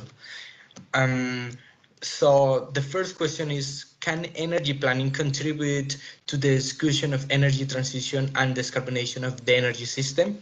Well, the thing is, energy planning is basically divided into focus. The first one is build a scenario. For example, we have a resource ability. We can have two scenarios. The first one with a lot of resources in this case, oil and gas resources, and a scenario B where we don't have enough resource to the demand of the world. We also have another topics such as integration of new technologies, new supply chains. In this case, could be secondary energies such as hydrogen or biomass. We also have scenarios where we evaluate change in technical economic parameters, change in the market, change in the demand, regulation. For example, we have the case of carbon tax. Also, we have constraints and other objectives. And all these scenarios are made for one purpose, and this is explore energy futures based on contrasting scenarios. Scenario A, scenario B, and see what is happening. So basically we have, for example, a classic supply chain approach that is one of the classic models to represent a supply chain. But we also have another approach named energy system models, where we simplified all the activities. For example, in this case, hydrocarbon supply, the process of the production, transportation of this hydrocarbon is just simplified into one process name, in this case, hydrocarbon supply. Then we have hydrocarbon transformation. We also have fossil fuel demand. But the most important thing about energy system model approach is that we can also evaluate another system, not just one supply chain, but a different supply chain at the same time, obviously with a less degree of representation. So, for example, in this case, we can evaluate electricity demand and see what are the possibilities to generate for the generation of that electricity. We also have, for example, in this case, renewable sources, but we can also argue that hydrocarbon supply is one of the possibilities for electricity generation. So basically, one of the most important models in the energy system model is the times models. This software is used in it's around 70 countries and 250 institutions since 1976, including the International Energy Agency. We also explore what is the state of the art, and we have some application at a global scale, regional scale, national scale, local scale. But we also ask, well, we have an industry scale, industry applications. We didn't find anything like that. So the purpose of this study is build a time, oil and gas model for a conceptual company located in Colombia. It's important to say that this is a conceptual company. It's not Ecopetrol. It's not another company located in Colombia. It's just a conceptual company. Basically, this kind of model, it's optimization problem, such as the supply chain problem. In this case, we want to minimize the cost of the system. This cost is basically represented through the CAPEX, TOPEX, and also what are the market in case if you have imports or exports of commodities. We have obviously decision variables and some restrictions, but it's more detailed model. We invite the person we are seeing this presentation to explore more in detail the mathematical modeling. So the time, oil and gas model structure is the supply side where we have 36 oil fields modeled for Colombia into a group gathered into 6 sedimentary basins, and we also evaluate energy directly related to the oil and gas value chain. We also have the conversion process, in this case power generation and refineries, and we also have demand. In this case, this demand is divided into 5 sectors that we are presented. And finally, we explore the energy reference system, but we find a problem with this kind of times model, and it's the oil and gas activities is just simplified that it doesn't allow to explore different opportunities. Normally, we can see that oil production produce crude oil, and that's it. We only have three parameters such as reserves, production rate, and cost. We don't have any anymore. And then the crude oil goes to the refinery to produce fossil fuels. These fossil fuels goes to technologies of energy services, and then we have the demand sectors. But in this case, we only represent the scope 3, so we don't have a standard analysis for an oil and gas company. So we propose a methodology, a new structure of the times model to explore more possibilities in this case. For example, we have here the supply side for our model. We also have different reserves, proven, probable, possibles, that reserves produce fluids, could be natural gas and crude oil. Those are separated through a process and then goes to a national production or collected production. But throughout the whole process, we also have electricity demand for the production, separation, and transportation process. So we need to produce electricity. In this case, we have 4 different sources. The first one could be purchased from the grid, national grid. It's equivalent to emission scope 2. We also have solar generation or wind generation. It could be renewable generation. But we also have fossil fuels generation, which could be used the natural gas and crude oil produced in the oil field, also diesel, also LPG. So basically with this structure, we have one advantage is that we can use emissions, scope 1 and scope 2. That's not possible in the other models. Finally, we present the energy system for the refinery. Is more conservative, is more is the way as normal times model presented the structure, so it doesn't have a different change. But the main important is that we have a refinery that use crude oil, natural gas, hydrogen, refinery gas, and another fuels to cogeneration, and then produce another fossil fuels such as kerosene, LPG, gasoline, and diesel. So finally, we present, we model all this energy system. So we need to validate this methodology. We invite to the person we would like to know more about this structure, because I know it's a complex structure. So I invite the person to explore more this structure and let me know if you have any question or doubts, and I will be attentive to answer all the questions. But then we go through a validation process.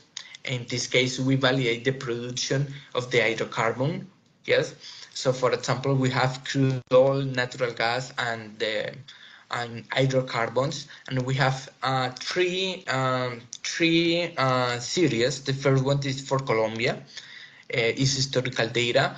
The second one is for Ecopetrol, it's historical data, and then we have times oil and gas model, that it's all results, the blue series, and we can see that this model that we developed represent at least 80% of the production in Colombia of crude oil, of the Ecopetrol, sorry.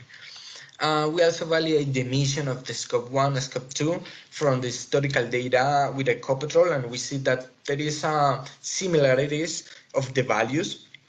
But the most important thing is that we are using public information to represent this historical data, and we also would like to know that they have a similarity tendency, so that's the most important thing, more than the magnitude of the value. Finally, we explore the cost of the system. Remember that the problem is minimize the cost of the system, but we also can explore different sources, different parameters, different variables, decision variables, such as production, what are the power generation sources, what are demand. but we would like to present what is the cause of the system because that's the problem. So we explored three different scenarios, change basically what is the demand in each case. Again, this is a full documentation of the construction of these scenarios. This is how these scenarios is used basis in the energy plan for Colombia. We don't develop scenarios in Colombia. We have scenarios to evaluate this kind of model. So you should go to this national plan energy for Colombia and explore those three scenarios. But the important thing is this kind of analysis allows us to explore different costs of the system, what are capex, the opex for production, for self-generation, for power generation, transport, refining, what are the net imports, carbon tax, cost and demand, and we can explore until 2050. So it's a great possibility because we can have 30 years of tendency that we can explore. Finally, we have some conclusion and recommendation. The first one is Times Model allow you to contribute to the discussion of energy planning for our own organization, in this case, oil and gas organization. The Times oil and gas model was built that satisfactorily represented a conceptual oil and gas company and his typical operations. The result of this model, yes, suggests that the company in the oil and gas will make a transition from producer to importer hydrocarbon due to the risk of self-supply. All this information is made based on the structure that we present. So the most important thing is the methodology that we are presenting to you to explore different energy sources that you can replay. And probably if you use different scenarios, you will gonna have different results. So the second conclusion depends basically on what are the scenarios that you are evaluating.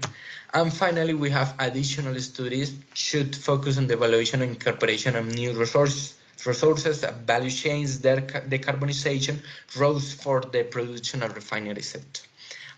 Thank you so much, and I will be attentive if you have any questions. Just let me know. Thank you so much.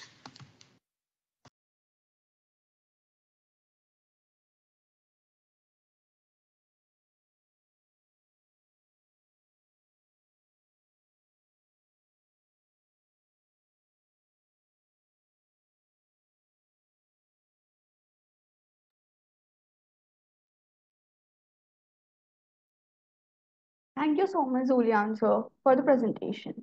If you have any questions related to the presentation, you can put the questions in the chat box.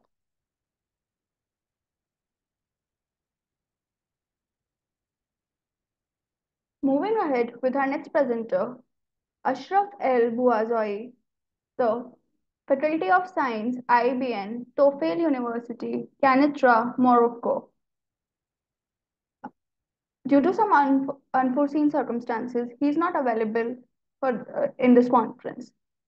The topic he was going to present was configurable naive-based implementation on FPGA using partial reconfiguration. You can read the abstract from the screen.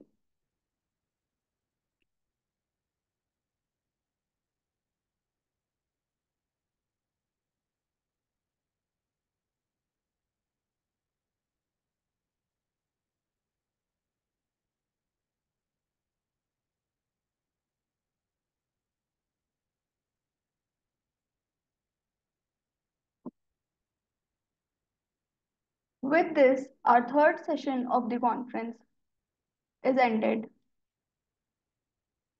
Moving ahead, let me introduce to the listeners of this conference. Reynald Govinder, Computer Science Education, South Africa, University of KwaZulu-Natal. Levina Iyer, School of Education, University of KwaZulu-Natal, Durban, South Africa. Zenine Laure, Department of Counseling and Psychology, the International Career Institute, Riga, Latviia. Telly Days 1, Department of Dermatology, Lotus, Newcastle Australia.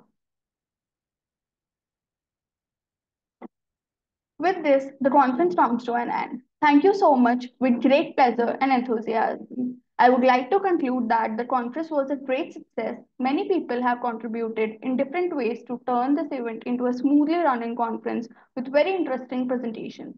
This conference has resulted in good discussions and networking. I owe you my gratitude to all the presenters and patient listeners, to the coordinators and the whole staff of Eurasia Research for their constant support.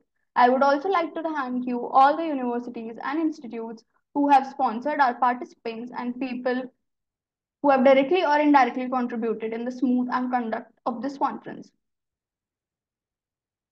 Our upcoming conferences around the world: May 2024, Kuala Lumpur, Singapore; June 2024, Singapore, Amsterdam, London; July 2024, Bangkok and Bali. I would request you all to please refer these conferences to friends and colleagues.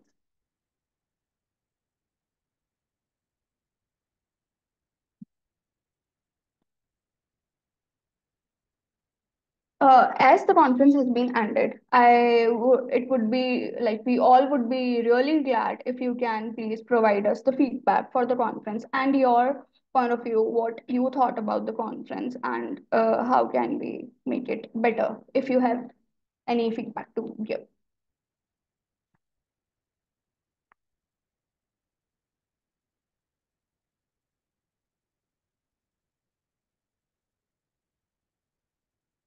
Hania Rahman ma'am, Julian sir, and Zanina ma'am.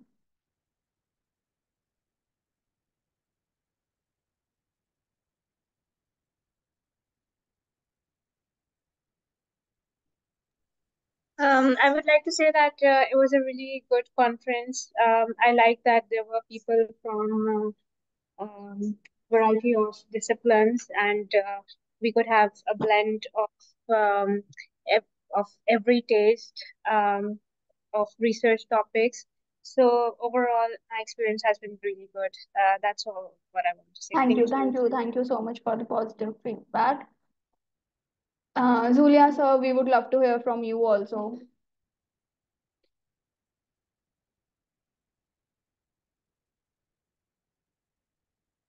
Zanina ma'am.